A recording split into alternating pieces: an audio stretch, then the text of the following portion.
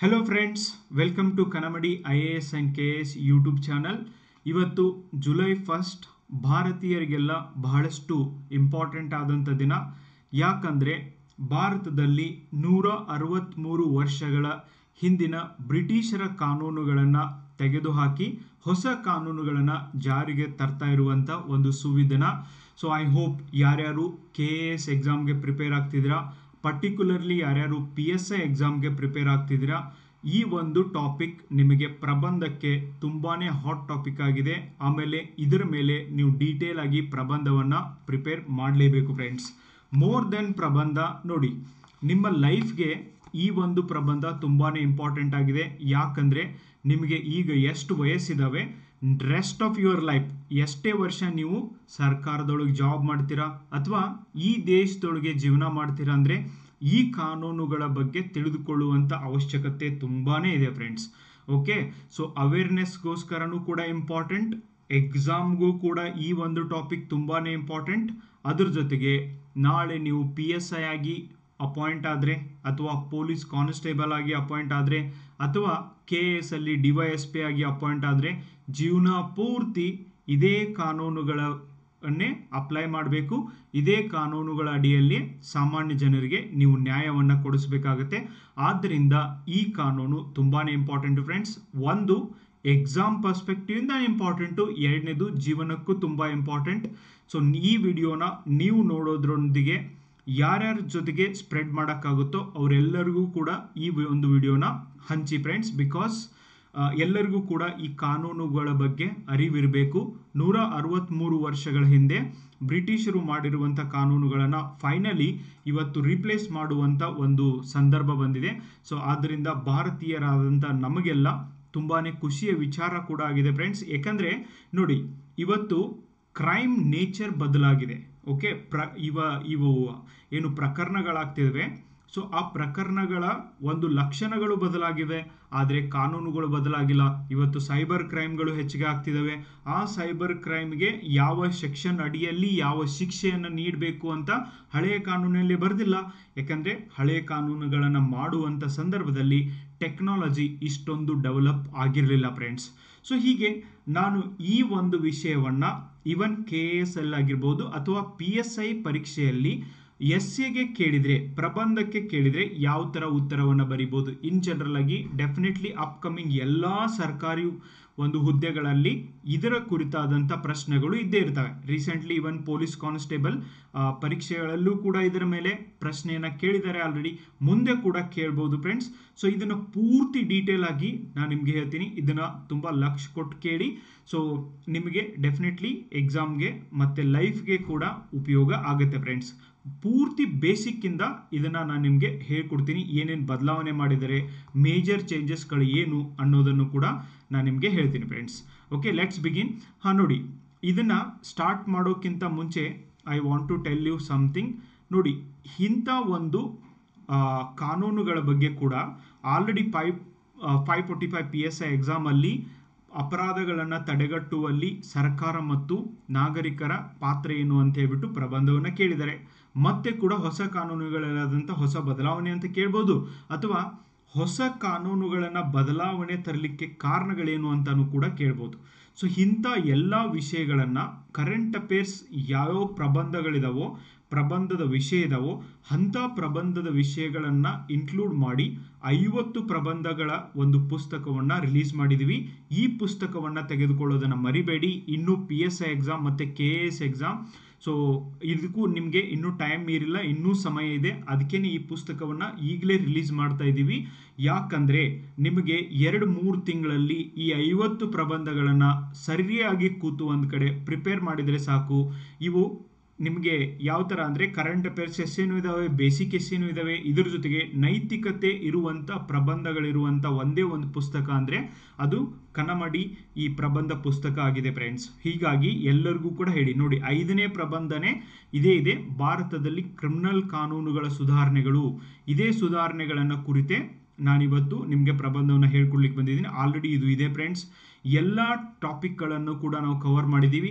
50 ಪ್ರಬಂಧಗಳನ್ನು ನೀವೇನಾದರೂ ಸರಿಯಾಗಿ ಓದ್ಕೊಂಡಿದ್ರೆ ಐ ಆಮ್ ಶೋರ್ ಒಂದು ಇದೇ 50 ಪ್ರಬಂಧಗಳಲ್ಲಿ ಯಾವುದೋ ಟಾಪಿಕ್ ಇದ್ದಿದ್ದು ನಿಮಗೆ ಪ್ರಬಂಧವನ್ನು ಕೇಳ್ಬೋದು, ಅಥವಾ ಬೇರೆ ಯಾವುದೇ ಪ್ರಬಂಧ ಕೇಳಿದ್ರು ಕೂಡ ಈ 50 ಟಾಪಿಕ್ನಲ್ಲಿರುವಂಥ ಪಾಯಿಂಟ್ಸ್ಗಳನ್ನು ಉಪಯೋಗ ಮಾಡಿ ನೀವು ಬೆಸ್ಟ್ ಇರುವಂಥ ಪ್ರಬಂಧವನ್ನು ಬರಿಬಹುದು ಫ್ರೆಂಡ್ಸ್. ಓಕೆ, ಸೊ ಹಾಗಾಗಿ ಈ ಪ್ರಬಂಧ ಪುಸ್ತಕವನ್ನು ತೆಗೆದುಕೊಳ್ಳೋದನ್ನು ಮರಿಬೇಡಿ. ಇದು ಎಲ್ಲೂ ಕೂಡ ಪುಸ್ತಕಾಲಯದಲ್ಲಿ ಸಿಗ್ತಾ ಇಲ್ಲ. ಬೆಂಗಳೂರಿನಲ್ಲಿ ಮಾತ್ರ 1-2 ಪುಸ್ತಕಾಲಯದಲ್ಲಿ ಬಿಟ್ಟರೆ ಬೇರೆ ಎಲ್ಲೂ ಪುಸ್ತಕ ಅಂಗಡಿಗಳಲ್ಲಿ ಈ ಪುಸ್ತಕ ಇಲ್ಲ ಫ್ರೆಂಡ್ಸ್. ನೀವು ನನಗೇನೆ ಡೈರೆಕ್ಟ್ ಆಗಿ ನಿಮ್ಮ ಅಡ್ರೆಸ್ಸನ್ನು ಕಳಿಸಿದರೆ ನಿಮ್ಮ ಮನೆಗೆ ಪೋಸ್ಟ್ ಮುಖಾಂತರ ಈ ಒಂದು ಪುಸ್ತಕವನ್ನು ಕಳಿಸುವ ವ್ಯವಸ್ಥೆ ಇದೆ. ಇಲ್ಲಿ ನನ್ನ ನಂಬರ್ ಕೂಡ ಇದೆ. ಇದಕ್ಕೆ ನೀವು ಮೆಸೇಜ್ ಮಾಡುವುದರ ಮೂಲಕ ನಿಮ್ಮ ಅಡ್ರೆಸ್ಸನ್ನು ಕಳಿಸ್ಬೋದು. 7892086178 ಇದು ನನ್ನ ಫೋನ್ ನಂಬರ್ ಆಗಿದೆ. ಇದಕ್ಕೆ ನೀವು ನಿಮ್ಮ ಅಡ್ರೆಸ್ಸನ್ನು ಪೂರ್ತಿ ಅಡ್ರೆಸ್ಸನ್ನು ಕಳಿಸ್ಕೊಡಿ. ಡೆಫಿನೆಟ್ಲಿ ನಾವು ಪುಸ್ತಕವನ್ನು ಕಳಿಸ್ಕೊಡ್ತೀವಿ. ನೋಡಿ, ಈ ಅಪರಾಧ ಕಾನೂನುಗಳ ಒಂದು ವಿಷಯವನ್ನು ನಾವು ಪ್ರಬಂಧದಲ್ಲಿ ಪ್ರಾರಂಭ ಮಾಡಬೇಕು ಅಂದರೆ ಯಾವ ಥರ ಪ್ರಾರಂಭ ಮಾಡಬೇಕು?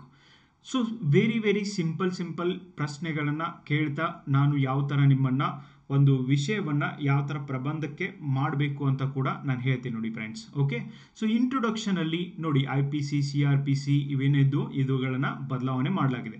ನಾನು ಯಾವ ಥರ ಪ್ರಾರಂಭ ಮಾಡಿದ್ದೀನಿ ಇಂಟ್ರೊಡಕ್ಷನ್ನ ನೋಡಿ. ಭಾರತ ದೇಶವನ್ನು ಬ್ರಿಟಿಷರು ಎಷ್ಟು ವರ್ಷ ಆಳಿದ್ರು? ಸುಮಾರು 200 ವರ್ಷಗಳ ಕಾಲ ಆಳ್ವಿಕೆಯನ್ನು ಮಾಡಿದರು. ಕೇವಲ ವ್ಯಾಪಾರಕ್ಕೆ ಭಾರತಕ್ಕೆ ಬಂದ ಬ್ರಿಟಿಷರು ನಂತರ ಭಾರತದಲ್ಲಿನ ಪರಿಸ್ಥಿತಿಯನ್ನು ಅರಿತು ನಮ್ಮ ದೇಶದಲ್ಲಿ ಸಾಮ್ರಾಜ್ಯವನ್ನು ಕಟ್ಟಿದ್ದು ಇತಿಹಾಸವೇ.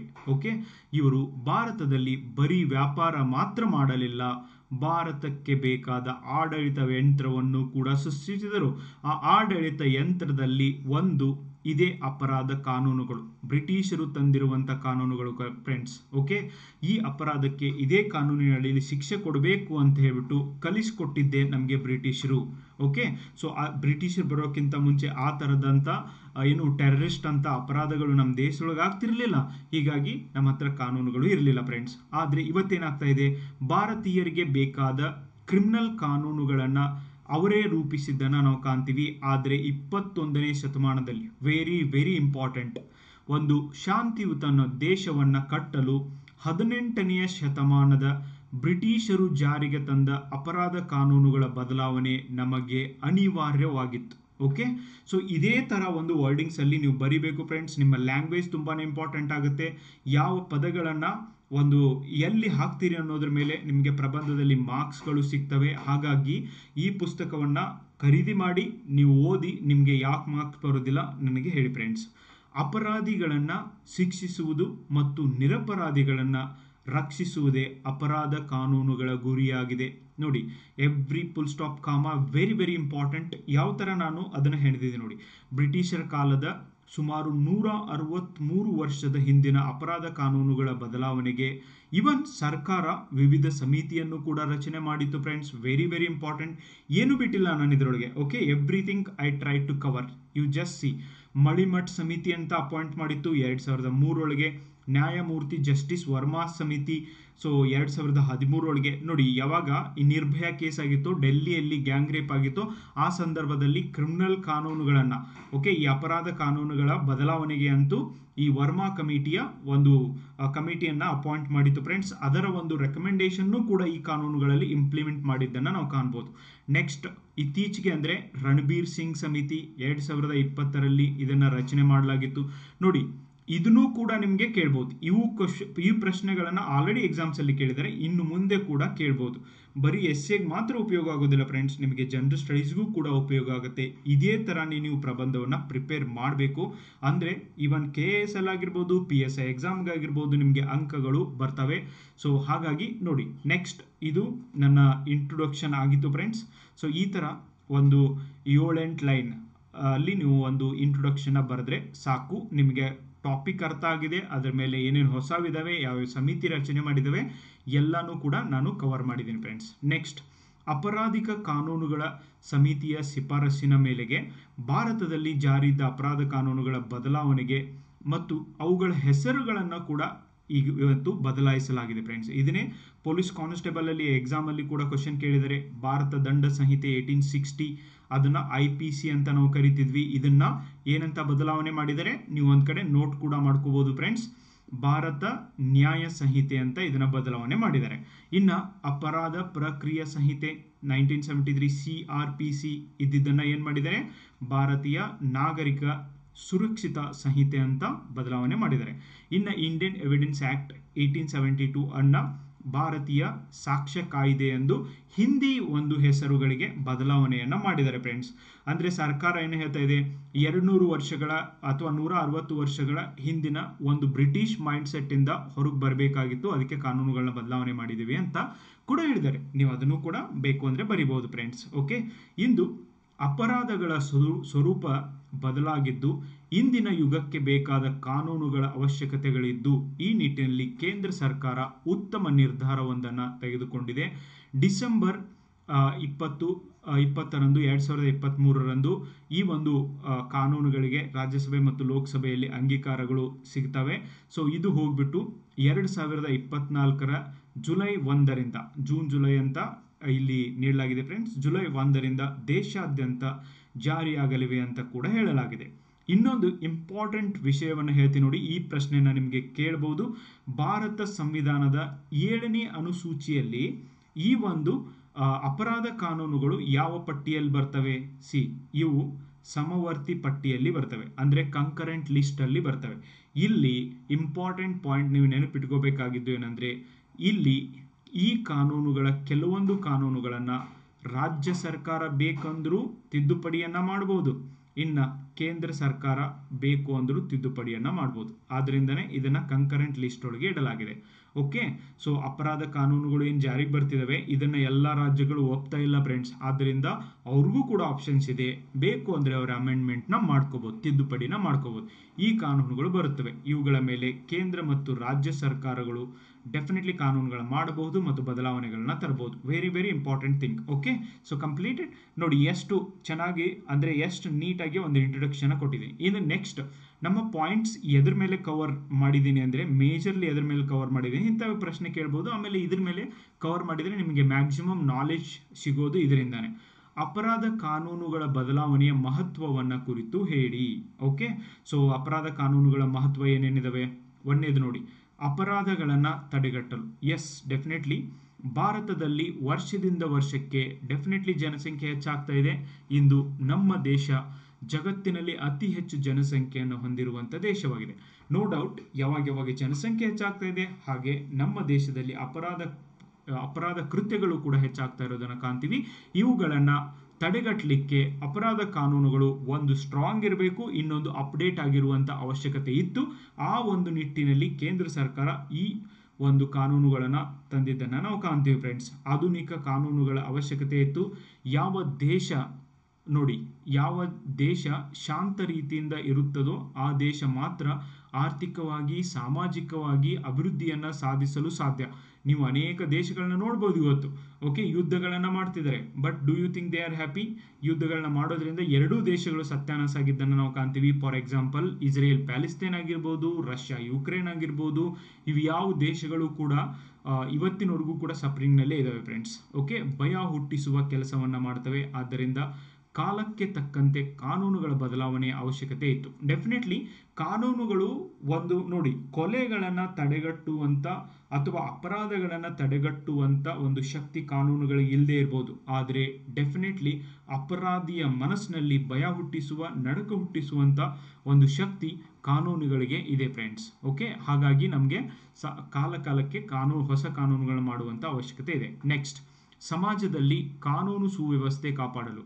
ನೋಡಿ, ಆಧುನಿಕ ಸಮಾಜದಲ್ಲಿ ಶಾಂತಿ ಸುವ್ಯವಸ್ಥೆಯನ್ನು ಕಾಪಾಡಲಿಕ್ಕೆ ಅಪರಾಧ ಕಾನೂನುಗಳು ಪ್ರಮುಖ ಪಾತ್ರವನ್ನು ವಹಿಸ್ತವೆ. ಹೊಸ ರೀತಿಯ ಅಪರಾಧಗಳು ಸರಿಯಾದ ರೀತಿಯಲ್ಲಿ ಮಟ್ಟ ಹಾಕಲು ನೋಡಿ, ಹೊಸ ರೀತಿಯ ಅಪರಾಧಗಳು ಹುಡ್ತಿದ್ದಾವೆ ಇವತ್ತು. ಫಾರ್ ಎಕ್ಸಾಂಪಲ್ ನಿಮ್ಗೆ ಹೇಳಬೇಕು ಅಂದ್ರೆ ಸೈಬರ್ ಕಿಡ್ನಾಪಿಂಗ್ ನೋಡಿ.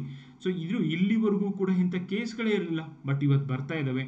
ಸೊ ಜನರಿಗೆ ಮೂಲಭೂತ ಹಕ್ಕುಗಳನ್ನು ನೀಡಿದೆ, ನಮ್ಮ ಸಂವಿಧಾನದಲ್ಲಿ ನೀಡಲಾಗಿದೆ. ಆದರೆ ಇವತ್ತು ಅನೇಕ ಸೈಬರ್ ಕ್ರೈಮ್ಗಳು ಹೆಚ್ಚಾಗ್ತಾ ಇರೋದ್ರಿಂದ ಸೊ ಈ ಸಮಾಜದಲ್ಲಿ ಈ ಹೆಚ್ಚು ಅಪರಾಧಗಳು ಹೆಚ್ಚಾಗ್ತಾ ಇರೋದ್ರಿಂದ ಸೊ ಅನೇಕ ಜನರ ಮೂಲಭೂತ ಹಕ್ಕುಗಳು ಉಲ್ಲಂಘನೆ ಆಗ್ತಾ ಇದಾವೆ ಅನ್ನೋದನ್ನ ನೀವು ಬರಿಬಹುದು ಫ್ರೆಂಡ್ಸ್.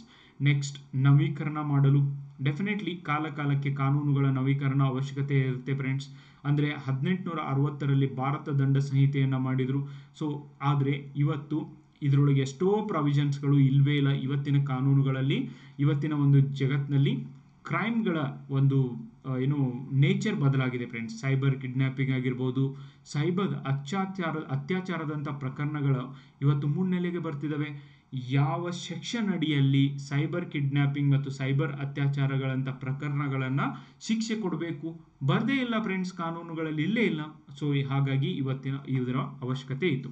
ಈ ಪ್ರಕರಣಗಳಿಗೆ ಯಾವ ಶಿಕ್ಷೆಯನ್ನು ನೀಡಬೇಕು ಎಂದು ಹಳೆಯ ಕಾನೂನಿನಲ್ಲಿ ತಿಳಿಸಿರಲಿಲ್ಲ.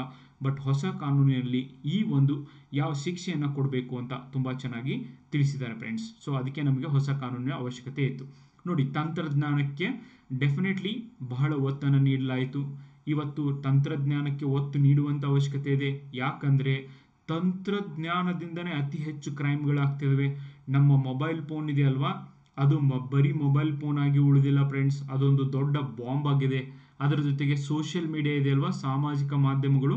ಸೊ ಆ ಬಾಂಬ್ಗಳನ್ನು ಸಿಡಿಸುವಂಥ ಒಂದು ಮಾಧ್ಯಮಗಳಾಗಿದ್ದಾವೆ ಅನ್ನೋದರಲ್ಲಿ ಯಾವುದೇ ಸಂದೇಹವಿಲ್ಲ. ಇವತ್ತು ನೋಡಿ, ಯಾವುದೋ ಒಂದು ವಿಷಯ ಬರುತ್ತೆ ಅಂದರೆ ಅದನ್ನು ಯಾವ ರೇಂಜಿಗೆ ತೋರಿಸ್ತಾರೆ ಅಂದರೆ ಸೋಷಿಯಲ್ ಮೀಡಿಯಾದಲ್ಲಿ ಐ ಥಿಂಕ್ ನಮ್ಮೆಲ್ಲರ ಬದುಕನ್ನು ಸತ್ಯಾನಾಶ ಮಾಡ್ತಾ ಇರುವಂಥ ಒಂದು ಡಿವೈಸ್ ಏನಾದರೂ ಇತ್ತಂದರೆ ಅದು ಮೊಬೈಲ್ ಆ್ಯಂಡ್ ಅದರೊಳಗಿರುವಂಥ ಸೋಷಿಯಲ್ ಮೀಡಿಯಾಗಳು. ಯಾರು ಇದನ್ನು ಹೆಚ್ಚು ಉಪಯೋಗ ಮಾಡ್ತಾರೆ ಅವರೇ ಕೂತು ಅವ್ರ ಜೀವನವನ್ನು ಹಾಳು ಮಾಡ್ಕೋತಾರೆ ಹೊರತು ಬೇರೆ ಯಾರೂ ಅವ್ರ ಜೀವನವನ್ನು ಹಾಳು ಮಾಡುವಂಥ ಅವಶ್ಯಕತೆ ಇಲ್ಲ ಫ್ರೆಂಡ್ಸ್. ದಿಸ್ ಈಸ್ ಡೆಫಿನೆಟ್ಲಿ ನನಗನ್ಸುತ್ತೆ ಒಂದು ಮಾಡರ್ನೈಸೇಷನ್ದು ಒಂದು ಶಾಪ ಅಂತಲೇ ಹೇಳ್ಬೋದು, ನಾವು ಮೊಬೈಲನ್ನು ಸೋಷಿಯಲ್ ಮೀಡಿಯಾನ ಎಕ್ಸೆಸಿವ್ ಆಗಿ ಉಪಯೋಗ ಮಾಡಿದರೆ. ನೋಡಿ, 21ನೇ ಶತಮಾನವು ತಂತ್ರಜ್ಞಾನದ ಯುಗವಾಗಿದೆ. ಇಂದು ತಂತ್ರಜ್ಞಾನ ಎಷ್ಟು ಜನರಿಗೆ ಸಹಾಯ ಮಾಡುತ್ತದೋ ಅಷ್ಟೇ ಜನರಿಗೆ ಇವನ್ ಅಪಾಯವನ್ನು ಕೂಡ ತಂದೊಡ್ಡುತ್ತಿದೆ. ನೋಡಿ ಫ್ರೆಂಡ್ಸ್, ಓಕೆ. ಸೊ 1861ರಲ್ಲಿ ಬ್ರಿಟಿಷರು ಜಾರಿಗೆ ತಂದ ಕಾನೂನುಗಳು ಅಂದರೆ ಕ್ರಿಮಿನಲ್ ಪ್ರೊಸೀಜರ್ ಕೋಡ್ ತಂತ್ರಜ್ಞಾನದ ಬಳಕೆಗೆ ಒತ್ತು ನೀಡಿಲ್ಲ. ಯಾಕೆ ಹೇಳಿ, ಆವಾಗ ತಂತ್ರಜ್ಞಾನವೇ ಇರಲಿಲ್ಲ. ಇತ್ತೀಚೆಗೆ ಅಂದರೆ ಈ ಒಂದು ಮೊಬೈಲ್ ಹಾವಳಿ ಸ್ಟಾರ್ಟ್ ಆಗಿದ್ದು 2001ರಲ್ಲಿ. ಓಕೆ, ಮೊಬೈಲ್ ಬಂದಿದೆ 2001ರ ನಂತರ ಭಾರತದಲ್ಲಿ. ನೋಡಿದಿರಾ ಫ್ರೆಂಡ್ಸ್, 2001 ಅಂದರೆ ಕಳೆದ 23-24 ವರ್ಷಗಳಲ್ಲಿ ಮನುಷ್ಯನ ಬದುಕನ್ನು ಅಪ್ಸೈಡ್ ಡೌನ್ ಮಾಡಿದೆ. ಓಕೆ, ಮನುಷ್ಯನ ಬದುಕನ್ನು ಯಾವ ರೇಂಜಿಗೆ ಬದಲಾವಣೆ ಮಾಡಿದೆ ಫ್ರೆಂಡ್ಸ್ ಮೊಬೈಲ್. ಎಷ್ಟು ಜನರ ಸಂಬಂಧಗಳನ್ನು ಹಾಳು ಮಾಡಿದೆ, ಎಷ್ಟು ಜನರ ನಡುವೆ ಹೊಸ ಸಂಬಂಧಗಳನ್ನು ಸೃಷ್ಟಿ ಮಾಡಿದೆ, ಎಷ್ಟು ಜನರಿಗೆ ಸಮಯ ಕಳೀಲಿಕ್ಕೆ ಒಂದು ಮಾಧ್ಯಮವಾಗಿದೆ, ಎಷ್ಟು ಜನರಿಗೆ ಒಂದು ಸೋಷಿಯಲ್ ಮೀಡಿಯಾಗೆ ಅಡಿಕ್ಟ್ ಆಗಿ ಡಿಪ್ರೆಷನ್ಗೆ ಹೋಗಲಿಕ್ಕೆ ಒಂದು ಈ ಮೊಬೈಲ್ ತಂತ್ರಜ್ಞಾನ ಕಾರಣ ಆಗಿದೆ. ಹೀಗಾಗಿ ಈ ತಂತ್ರಜ್ಞಾನದಿಂದ ಆಗುತ್ತಿರುವಂಥ ಅಪರಾಧಗಳನ್ನು ತಡಿಲಿಕ್ಕೆ ಡೆಫಿನೆಟ್ಲಿ ಹೊಸ ಕಾನೂನಿನ ಅವಶ್ಯಕತೆ ಇತ್ತು. Okay, so I hope you are getting the point. Next, ವಿಳಂಬಗಳನ್ನು ಕಡಿಮೆ ಮಾಡಲು. ನೋಡಿ, ವಿಳಂಬಗಳು ಅಂತ ಬಂದಾಗ ನಮ್ಮ ದೇಶ ಒಂದು ದೊಡ್ಡ ಸಿಂಬಾಲ್ ಆಗಿದೆ ಫ್ರೆಂಡ್ಸ್. ಭಾರತದಲ್ಲಿ ಜನಸಂಖ್ಯೆ ಹೆಚ್ಚಾಗಿದ್ದು ಇವನ್ ಅಪರಾಧ ಕಾನೂನುಗಳ ಕೊನೆಯ ನಿರ್ಣಯಕ್ಕೆ 20-30 ವರ್ಷ ಸಮಯ ತೆಗೆದುಕೊಳ್ತಾ ಇದೆ. ಸೊ ಹೀಗಿರುವಾಗ ನೋಡಿ, ಜೈಲಿನಲ್ಲಿ ಯಾವುದೇ ಅಪರಾಧ ಮಾಡದ ಕೈದಿಗಳು ಕೂಡ ಇವತ್ತಿನವರೆಗೂ ಇದ್ದಾರೆ. ಸೊ ಪ್ರತಿ ವರ್ಷವೂ ಈ ಒಂದು ಆಗಸ್ಟ್ 15ರ ದಿನ ಆಗಿರ್ಬೋದು, ಕರ್ನಾಟಕ ರಾಜ್ಯೋತ್ಸವದ ದಿನ ಆಗಿರ್ಬೋದು, ಕೆಲವೊಂದು ಕೈದಿಗಳನ್ನು ಉತ್ತಮ ಬಿಹೇವಿಯರ್ ಇದ್ದಾವೆ ಅಂತ ಬಿಡುಗಡೆ ಮಾಡ್ತಾರೆ. ನೋಡಿದಿರಾ, ಅವ್ರನ್ನ ಕೇಳಿ ಫ್ರೆಂಡ್ಸ್, 20-30 ವರ್ಷಗಳವರೆಗೆ ಅವ್ರು ಯಾವ ತಪ್ಪನ್ನು ಮಾಡಿದ್ದಾರೆ ಅಂತ ಹೇಳ್ಬಿಟ್ಟು ಡಿಸೈಡೇ ಆಗಿಲ್ಲ ಇನ್ನು. ಓಕೆ, ಆಮೇಲೆ ಕೆಲವೊಬ್ರದಾಗೆ 20 ವರ್ಷ ಆದಮೇಲೆ ಗೊತ್ತಾಗಿದೆ ಇವರೇನು ಈ ಒಂದು ಕೊಲೆಯಲ್ಲಿ ಭಾಗಿನೇ ಆಗಿಲ್ಲ ಅಂತ ಹೇಳ್ಬಿಟ್ಟು. ಇಂಥ ಒಂದು ಅಪರಾಧಗಳು ಸಿಕ್ಕಾಪಟ್ಟೆ ಇದ್ದಾವೆ ಫ್ರೆಂಡ್ಸ್. ವಿಳಂಬಗಳನ್ನು ಕಡಿಮೆ ಮಾಡಲಿಕ್ಕೆ ನಮಗೆ ಅಪರಾಧ ಕಾನೂನುಗಳಲ್ಲಿ ಬದಲಾವಣೆ ತರುವುದು ಅತ್ಯವಶ್ಯಕವಾಗಿತ್ತು. ಇದೇ ಥರ ನೀವು ಒಂದು ಪಾಯಿಂಟನ್ನು ಹಾಕಬೇಕು, ಆಮೇಲೆ ಅದಕ್ಕೆ ಎಕ್ಸ್ಪ್ಲನೇಷನ್ನ ಮಾಡಬೇಕು ಫ್ರೆಂಡ್ಸ್. ಸೊ ನಮ್ಮ ಒಂದು ಪ್ರಬಂಧ ಪುಸ್ತಕದಲ್ಲಿ ಇದೇ ಥರ ಪಾಯಿಂಟ್ಸ್ಗಳನ್ನು ಹಾಕಿದೆ, ಅದನ್ನು ಎಕ್ಸ್ಪ್ಲೇನ್ ಮಾಡಿದೆ. 50 ಪ್ರಬಂಧಗಳು ಕೂಡ ನಿಮಗೆ ಇದೇ ಥರನೇ ಸಿಗ್ತವೆ ಫ್ರೆಂಡ್ಸ್. ಸೊ ಇದನ್ನು ಖರೀದಿ ಮಾಡಿ ನೀವು ಡೆಫಿನೆಟ್ಲಿ ನಿಮ್ಮ ಪ್ರಬಂಧ ಪ್ರಿಪ್ರೇಷನ್ನ ಇನ್ನೂ ಚೆನ್ನಾಗಿ ಮಾಡ್ಬೋದು. ನೋಡಿ, ಹಲವು ಬಾರಿ ನಿರಪರಾಧಿಗಳು ಜೈಲು ಪಾಲಾಗಿದ್ದಾರೆ, ಇದು ಕೂಡ ಆಗ್ತಾ ಇದೆ. ಅದರಲ್ಲೂ ಭಾರತೀಯ ಸಾಕ್ಷ್ಯ ನ್ಯಾಯ 1872ಕ್ಕೆ ಹೊಸ ನಿಯಮಗಳ ಅವಶ್ಯಕತೆ ಡೆಫಿನೆಟ್ಲಿ ಇತ್ತು. ಇನ್ನು 6th ಪಾಯಿಂಟ್, ತ್ವರಿತ ವಿಚಾರಣೆ ನಡೆಸಲು. ಅಪರಾಧ ಕಾನೂನುಗಳಲ್ಲಿ ಜೈಲು ಪಾಲಾದ ವ್ಯಕ್ತಿಯನ್ನು ಬಹಳಷ್ಟು ಬಾರಿ ಪೊಲೀಸರು ಏನು ಮಾಡ್ತಾರೆ ಫ್ರೆಂಡ್ಸ್, ಹೆದರಿಸಿ ಬೆದರಿಸಿ ತಪ್ಪೊಪ್ಪಿಕೊಳ್ಳುವ ಹಾಗೆ ಮಾಡ್ತಾರೆ. ಓಕೆ, ನೋಡಿದ್ರಲ್ವಾ? ಸೊ ತ್ವರಿತ ವಿಚಾರಣೆ ಮಾಡಬೇಕು, ಜಲ್ದಿ ಈ ಕೇಸ್ನ ಮುಗಿಸ್ಬೇಕು ಅಂತ ಏನು ಮಾಡ್ತಿದ್ದಾರೆ, ಸೊ ಯಾರೋ ಒಬ್ಬ ಅಪರಾಧನೇ ಮಾಡದೇ ಇರುವಂಥ ವ್ಯಕ್ತಿಗೆ ಒಪ್ಪಿಸ್ತಿದ್ದಾರೆ. ಉದಾಹರಣೆಗೆ ಪಾರ್ಲಿಮೆಂಟ್ ಮೇಲೆ ಏನು 2000 ಇದೇ ಲಾಸ್ಟ್ ಇಯರ್ 2023ರಲ್ಲಿ ಒಂದು 6 ಜನ ಹುಡುಗರು ಹೋಗಿ ಜಸ್ಟ್ ಗ್ಯಾಸ್ನೇನು ಲೀಕ್ ಮಾಡಿದ್ರಲ್ವಾ, ಅವ್ರಿಗೆ ಒಪ್ಪಿಸಲಾಗಿತ್ತು. ಕರೆ ಹೇಳ್ರಿ, ನೀವು ಪಾರ್ಲಿಮೆಂಟ್ ಒಳಗೆ ಬಾಂಬ್ ಹಾಕಕ್ಕೆ ಬಂದಿದ್ರೇನು ಅಂತ ಹೇಳ್ಬಿಟ್ಟು ಡೆಲ್ಲಿ ಪೊಲೀಸ್ ಹೊಡೆಯೋದು ಬಡಿಯೋದು ಮಾಡಿದ್ದಾರೆ. ಇಂಥ ಅನೇಕ ಕೇಸ್ಗಳಿದಾವೆ ಫ್ರೆಂಡ್ಸ್. ಹೆದರಿಸಿ ಬೆದರಿಸಿ ತಪ್ಪೊಪ್ಪಿಕೊಳ್ಳುವ ಹಾಗೆ ಮಾಡಲಾಗ್ತಿತ್ತು. ಆಮೇಲೆ ಇದರಿಂದ ವಿಚಾರಣೆಯಲ್ಲಿ ವಿಳಂಬ ಆಗ್ತಾ ಇತ್ತು. ಈವನ್ ಪಾರದರ್ಶಕತೆಯ ಸಮಸ್ಯೆ ಕೂಡ ನಮ್ಮ ಕಾನೂನು ವ್ಯವಸ್ಥೆಯಲ್ಲಿ ಇದ್ದಿದ್ದರಿಂದ ತ್ವರಿತ ವಿಚಾರಣೆ ಮತ್ತು ನ್ಯಾಯ ಒದಗಿಸುವುದು ಭಾರತೀಯರಿಗೆ ಒಂದು ದೊಡ್ಡ ಸವಾಲಾಗಿತ್ತು ಫ್ರೆಂಡ್ಸ್. ಆದರೆ ಭಾರತ ಸಂವಿಧಾನ ಹೇಳುತ್ತೆ, ಸೊ ತ್ವರಿತವಾಗಿ ವಿಚಾರಣೆಯನ್ನು ನಡೆಸಬೇಕು ಮತ್ತು ನ್ಯಾಯವನ್ನು ಒದಗಿಸಬೇಕು. ಅದು ಪ್ರತಿಯೊಬ್ಬ ಭಾರತೀಯನ ಮೂಲಭೂತ ಹಕ್ಕಾಗಿದೆ. ಆರ್ಟಿಕಲ್ 21ರ ಅಡಿಯಲ್ಲಿ 21ನೇ ವಿಧಿಯಡಿ ಅಲ್ಲಿ ಬೇಗ ಒಂದು ಈ ನ್ಯಾಯವನ್ನು ಒದಗಿಸಿಕೊಳ್ಳುವುದು ಮೂಲಭೂತ ಹಕ್ಕಾಗಿದೆ ಅಂತ ಕೂಡ ಬರೆಯಲಾಗಿದೆ ಫ್ರೆಂಡ್ಸ್. ಇದನ್ನೂ ಕೂಡ ವೈಲೇಷನ್ ಆಗ್ತಿದೆ ಭಾಳ ಸರ್ತಿ.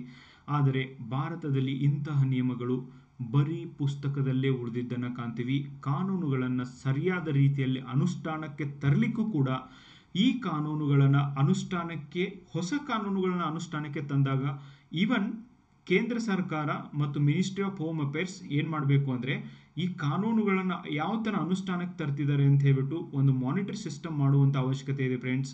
ಆಮೇಲೆ ನೋಡಿ, ಈ ಕಾನೂನುಗಳನ್ನೇನೋ ತರ್ತಿದ್ದಾರೆ. ನನಗೇನು ಭಯ ಅಂದರೆ ಈ ಕಾನೂನುಗಳ ಬಗ್ಗೆ ಮೊದಲು ಅವೇರ್ನೆಸ್ ಮೂಡಿಸ್ಬೇಕು, ಸಾಮಾನ್ಯ ಜನರಿಗಾಗಿರ್ಬೋದು, ಆಮೇಲೆ ಡೆಫಿನೆಟ್ಲಿ ಪೊಲೀಸ್ ವ್ಯವಸ್ಥೆಯಲ್ಲಿ ಯಾರು ಕೆಲಸ ಮಾಡ್ತಿದ್ದಾರೆ ಅವರಿಗಾಗಿರ್ಬೋದು. ಯಾಕಂದರೆ ಭಾಳ ಸರ್ತಿ ಈ ಕಾನೂನುಗಳ ಅರಿವು ತುಂಬಾ ಇಂಪಾರ್ಟೆಂಟ್ ಫ್ರೆಂಡ್ಸ್. ಕಾನೂನುಗಳ ಅರಿವಿದ್ದಾಗ ಮಾತ್ರ ಒಬ್ಬ ಉತ್ತಮ ನಾಗರಿಕ ಆಗಲಿಕ್ಕೆ, ಒಬ್ಬ ವ್ಯಕ್ತಿ ಉತ್ತಮ ನಾಗರಿಕ ಆಗಲಿಕ್ಕೆ ಸಾಧ್ಯ. ಸೊ ನೀವೆಲ್ಲ ಕಾಂಪಿಟೇಟಿವ್ ಎಕ್ಸಾಮ್ ಯಾರ್ಯಾರು ಓದ್ತಿದ್ದೀರೋ, ಯು ಪೀಪಲ್ ಆರ್ ಲಕ್ಕಿ, ನಿಮಗೆ ಇವ್ರನ್ನ ತಿಳಿದುಕೊಳ್ಳುವಂಥ ಒಂದು ಅವಕಾಶ ಸಿಕ್ಕಿದೆ. ಬಟ್ ಐ ಹೋಪ್ ಪ್ರತಿಯೊಬ್ಬ ಭಾರತೀಯನಿಗೂ ಕೂಡ ನಮ್ಮ ನೆಲದ ಕಾನೂನುಗಳು ಗೊತ್ತಿರಬೇಕು ಫ್ರೆಂಡ್ಸ್. ಕಾನೂನಿನ ವಿರುದ್ಧವಾಗಿ ನೀವು ನಾಳೆ ಜಾಬ್ನಲ್ಲಿ ಹೋದರೂ ಆಗಿರ್ಬೋದು, ಜಾಬ್ನಲ್ಲಿ ಹೋಗದೇ ಇರೋದಾಗಿರ್ಬೋದು, ಕಾನೂನಿನ ವಿರುದ್ಧ ಯಾವುದೇ ಕೆಲಸಗಳನ್ನು ಮಾಡಬಾರ್ದು. ಆಮೇಲೆ ಯಾರಿಗೂ ಕೂಡ ಕಾನೂನಿನ ವಿರುದ್ಧವಾಗಿ ಒಂದು ಫೇವರ್ನ ಮಾಡಬಾರ್ದು. ಇದು ನಾಳೆ ನಿಮಗೆ ಇಂಟರ್ವ್ಯೂ ಅಲ್ಲಿ ಕೊಡೋಕ್ಕಾಗಿರ್ಬೋದು ಅಥವಾ ಆನ್ಸರ್ ಬರೆಯೋಕ್ಕಾಗಿರ್ಬೋದು.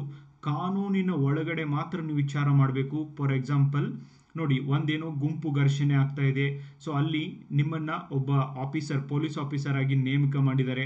ಸೊ ಅಲ್ಲಿ ಹೋದಾಗ ನಿಮಗೆ ಕೇಳ್ಬೋದು, ನೀವು ಅಲ್ಲಿ ಹೋಗಿ ಎನ್ಕೌಂಟರ್ ಮಾಡ್ತೀರಾ?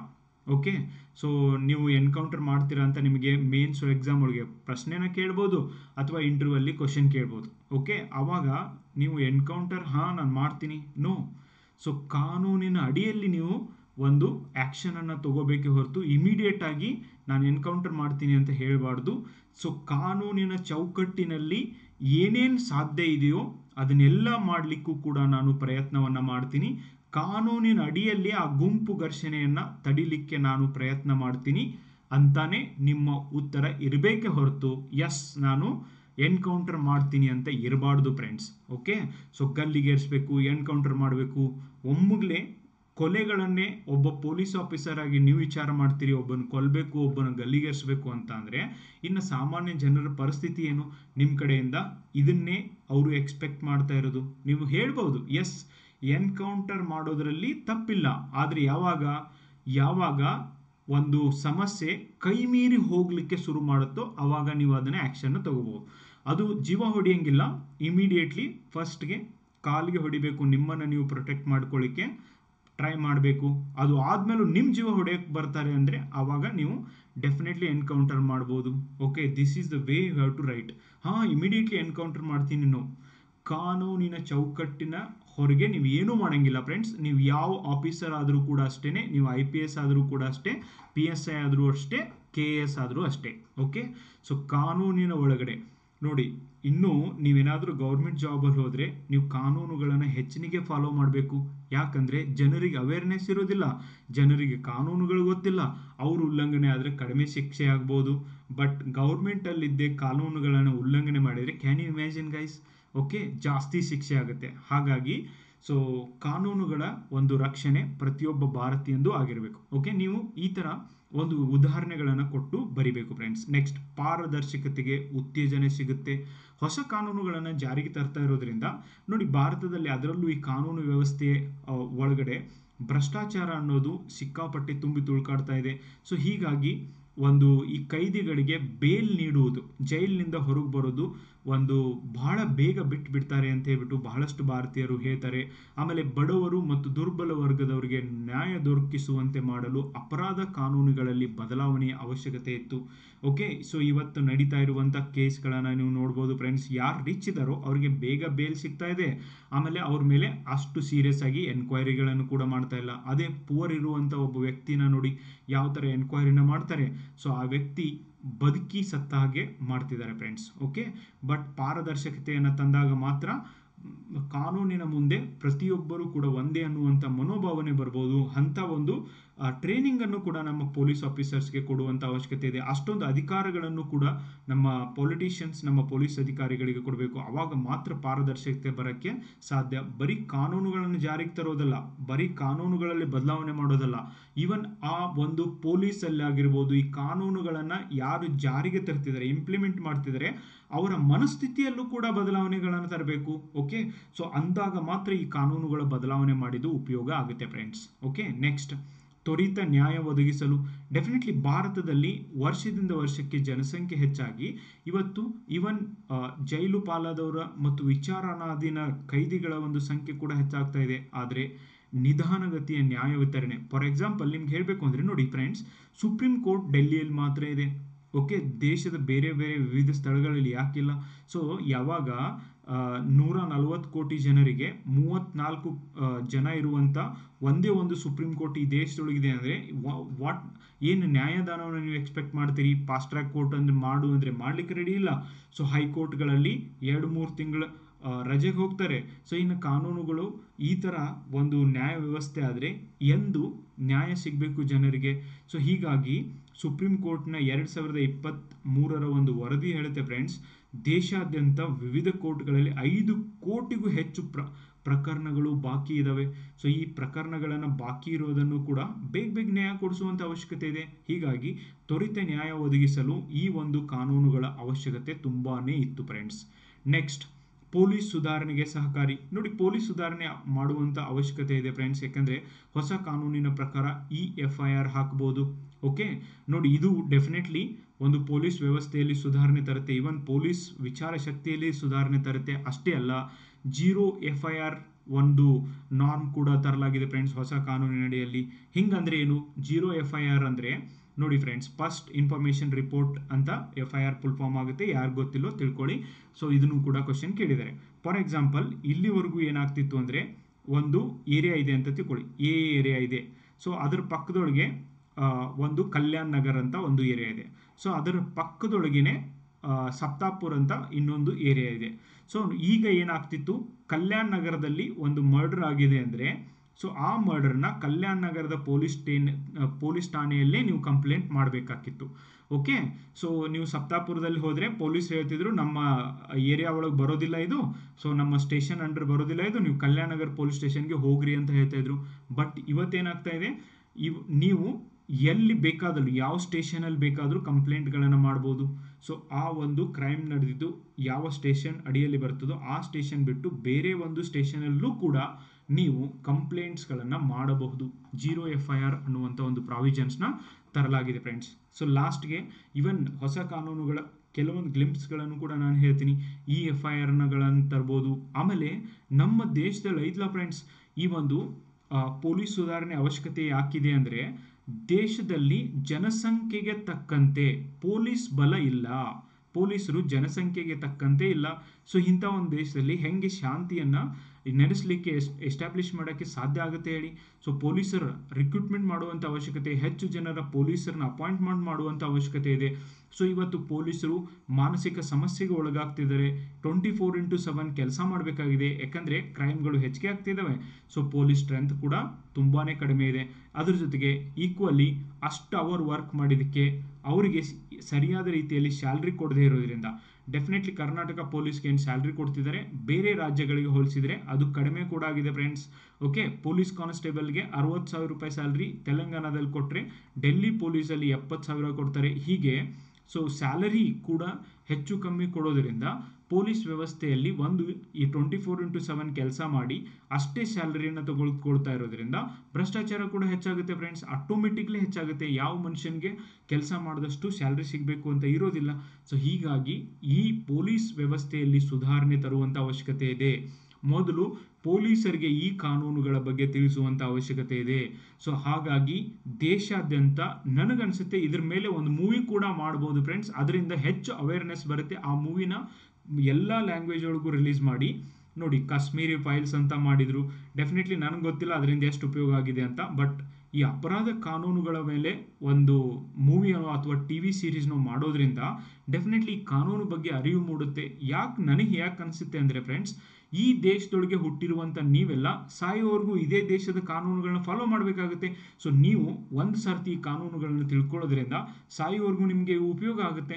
ಸೊ ಆದ್ದರಿಂದ ನನಗನ್ಸುತ್ತೆ ಸೊ ಇಂಥ ಒಂದು ಇನಿಷಿಯೇಟಿವ್ನ ತಗೋಬೇಕು. ಈವನ್ ನನ್ನ ಕಡೆಯಿಂದ ಕೂಡ ಏನೇನು ಬದಲಾವಣೆಗಳಾಗಿದ್ದಾವೆ ಅಟ್ಲೀಸ್ಟ್ ಒಂದು 4-5 ಕ್ಲಾಸಲ್ಲಾದರೂ ನಿಮಗೆ ಈ ಒಂದು ಬದಲಾದ ಕಾನೂನುಗಳ ಬಗ್ಗೆ ಡೆಫಿನೆಟ್ಲಿ ಹೇಳ್ಕೊಡ್ತೀನಿ friends. So it's my responsibility as a teacher. So ನಿಮಗೆ ಹೇಳಬೇಕು ಅಂತ ಕೂಡ ಇದೆ friends. Okay, next 10th point, ಹೊಸ ರೀತಿಯ ಅಪರಾಧಗಳನ್ನು ತಡೆಯಲು. ನೋಡಿ, ಇವತ್ತು ಕೃತಕ ಬುದ್ಧಿಮತ್ತೆ ಮನುಕುಲಕ್ಕೆ ಒಂದು ದೊಡ್ಡ ಸವಾಲಾಗಿದೆ. ಇವನ್ ಮುಂದುವರೆದಂಥ ರಾಷ್ಟ್ರಗಳಲ್ಲೂ ಕೂಡ ಇದು ದೊಡ್ಡ ಸವಾಲಾಗಿದ್ದನ್ನು ನಾವು ಕಾಣ್ತೀವಿ. ಹೀಗಾಗಿ not only citizens, even police ವ್ಯವಸ್ಥೆಗೆ ಇದೊಂದು ದೊಡ್ಡ ಸವಾಲಾಗಿದೆ.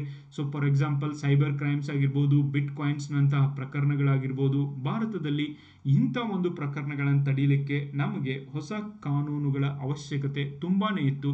ಆ ನಿಟ್ಟಿನಲ್ಲಿ ಕೇಂದ್ರ ಸರ್ಕಾರ ಒಂದು ತುಂಬ ಒಳ್ಳೆಯ ನಿರ್ಧಾರವನ್ನು ತೆಗೆದುಕೊಂಡಿದೆ ಅಂತ ನೀವು ಬರಿಬೇಕು ಫ್ರೆಂಡ್ಸ್. ನೋಡಿ, 10 ಪಾಯಿಂಟ್ಸ್ಗಳನ್ನು ಹೇಳಿದ್ದೀನಿ ನಾನು. ಅದಕ್ಕೆ ಎಕ್ಸಾಂಪಲ್ಸ್ನ ಹೇಳಿದ್ದೀನಿ, ಅದನ್ನು ಎಕ್ಸ್ಪ್ಲೇನ್ ಮಾಡಿದ್ದೀನಿ. ಈ ಥರ ನೀವೇನಾದರೂ ಪ್ರಬಂಧವನ್ನು ಬರೆದಿದ್ದೇ ಆದರೆ KAS ಅಲ್ಲೇ ಆಗಿರ್ಬೋದು, PSI ಎಕ್ಸಾಮಲ್ಲಾಗಿರ್ಬೋದು, definitely will fetch very good marks. Okay, so ಇನ್ನು ನೂತನ ಕಾಯ್ದೆಗಳಲ್ಲಿ ಆದಂಥ ಪ್ರಮುಖ ಒಂದು ಬದಲಾವಣೆಗಳು ಏನೇನು ಅಂತ ನಾವು ನೋಡೋದಾದರೆ, ಶಿಕ್ಷೆಯ ಬದಲಿಗೆ ನ್ಯಾಯದಾನಕ್ಕೆ ಹೆಚ್ಚು ಒತ್ತನ್ನು ನೀಡಲಾಗಿದೆ. ಏನು ಹಿಂಗಂದ್ರೆ ಶಿಕ್ಷೆ ಬದಲಿಗೆ ನ್ಯಾಯದಾನ ಅಂದ್ರೆ ಏನು? ನೋಡಿ ಫ್ರೆಂಡ್ಸ್, ಹಳೆಯ ಕಾನೂನುಗಳಲ್ಲಿ ಫಾರ್ ಎಕ್ಸಾಂಪಲ್ 1,000 ರೂಪಾಯಿ ಪಿಕ್ ಪಾಕೆಟ್ ಅಥವಾ ನಿಮ್ಮ ಚೋರಿ ಮಾಡಿದ್ದಾನೆ, ತುಡುಗು ಮಾಡಿದ್ದಾನೆ ಅಂತ ಅಂದರೆ, ಸೊ 1,000 ರೂಪಾಯಿ ತುಡುಗು ಮಾಡಿದ್ದಕ್ಕೆ 6 ತಿಂಗಳು ಜೈಲು ಶಿಕ್ಷೆ, ಆಮೇಲೆ 2,000 ರೂಪಾಯಿ ಒಂದು ಫೈನ್ ಅಂತ ಇರ್ತಿತ್ತು ಫ್ರೆಂಡ್ಸ್. ಓಕೆ, 2,000 ರೂಪಾಯಿ ಇವ್ರಿಗೆ ದಂಡ ಹಾಕಬೇಕು ಅಂತ ಇತ್ತು.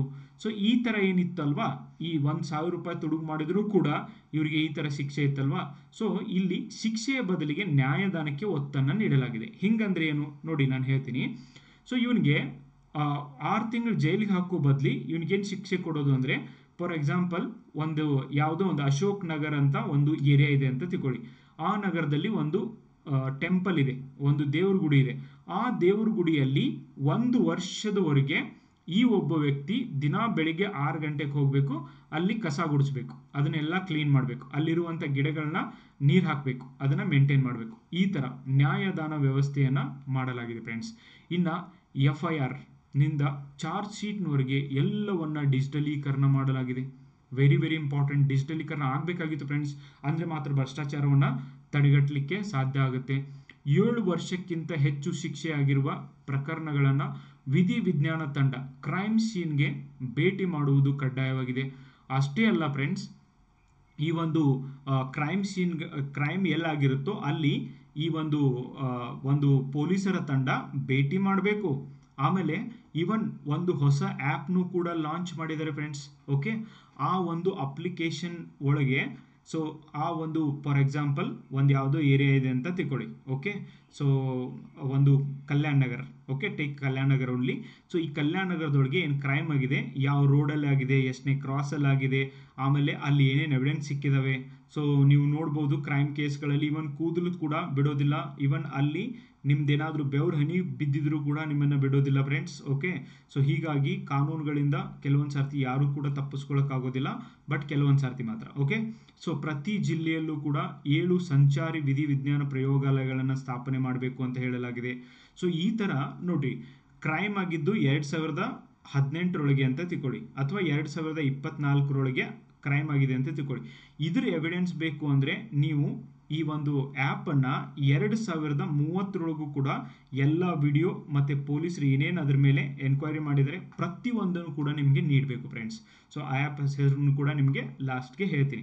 2027 ಎಲ್ಲ ಕೋರ್ಟ್ಗಳನ್ನು ಕಂಪ್ಯೂಟರೀಕರಣ ಮಾಡೋದು ವೆರಿ ವೆರಿ ಇಂಪಾರ್ಟೆಂಟ್ ಫ್ರೆಂಡ್ಸ್. ಇವತ್ತು ಆಲ್ಮೋಸ್ಟ್ ಸುಪ್ರೀಂ ಕೋರ್ಟಲ್ಲಿ ಎಲ್ಲ ಕೇಸ್ಗಳನ್ನು ಈ ಒಂದು ಆನ್ಲೈನ್ ಮೂಲಕನೇ ಮಾಡ್ತಾ ಇರೋದ್ರಿಂದ 2023-24 ಅತಿ ಹೆಚ್ಚು ಜನರಿಗೆ ನ್ಯಾಯ ಕೊಡಿಸ್ಲಿಕ್ಕೆ ಸಾಧ್ಯ ಆಗಿದೆ.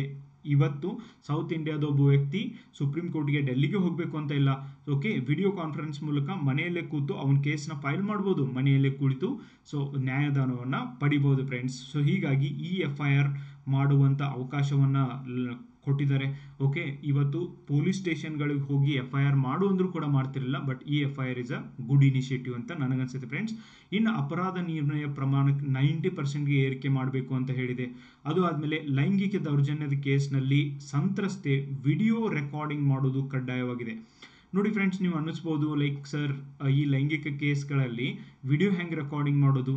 ಫಾರ್ ಎಕ್ಸಾಂಪಲ್ ನಿಮಗೆ ಹೇಳ್ತೀನಿ ನೋಡಿ, ಮೀ ಟೂ ಮೂಮೆಂಟ್ ಅಂತ ಒಂದು ನಿಮಗೆ ಗೊತ್ತಿರ್ಬೋದು ಭಾಳ ಜನಕ್ಕೆ.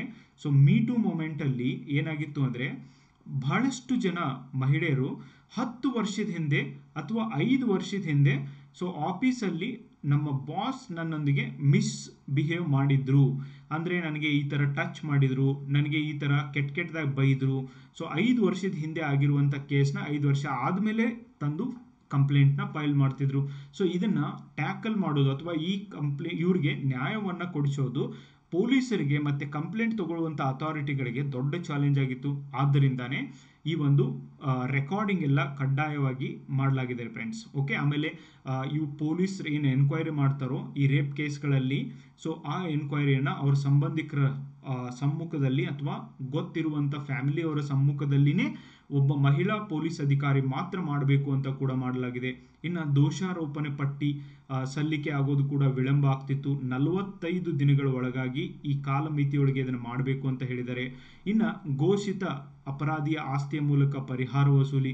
ನೋಡಿ, ನಾನೇ ಈ ಅಪರಾಧವನ್ನು ಮಾಡಿದರೆ ಸೊ ಅವನಿಗೆ ಶಿಕ್ಷೆ ಬದಲಿ ಅವನ ಆಸ್ತಿನ ಕಸ್ಕೊಂಡ್ಬಿಡೋದು. ಓಕೆ, ಅವನ ಆಸ್ತಿಯಲ್ಲಿ ಸೊ ಅವರಿಗೆ ಶಿಕ್ಷೆ ಏನು ಒಂದು ಪರಿಹಾರವನ್ನು ಕೊಡೋದು. ಇನ್ನು 180 ದಿನದೊಳಗಾಗಿ ದೋಷಾರೋಪಣೆ ಪಟ್ಟಿಯನ್ನು ಸಲ್ಲಿಕೆ ಮಾಡಬೇಕು. ಇನ್ನು ಸಾಮೂಹಿಕ ದಾಳಿ ಕೇಸ್ ಅಂದರೆ ಮಾಬ್ ಲಿಂಚಿಂಗ್ ಅಂತ ಏನು ಕರಿತೀವಿ ಫ್ರೆಂಡ್ಸ್. ಓಕೆ, ಗುಂಪು ಹತ್ಯೆ, ಮಾಬ್ ಲಿಂಚಿಂಗ್ ಅಂತ ಏನು ಕರಿತೀವಿ, ಇವುಗಳಿಗೆ ಯಾವ ಶಿಕ್ಷೆಯನ್ನು ಕೊಡಬೇಕು ಅಂತ ಮೊದಲಿನ IPC ಮತ್ತು CRPCಯಲ್ಲಿ ಇರಲೇ ಇಲ್ಲ.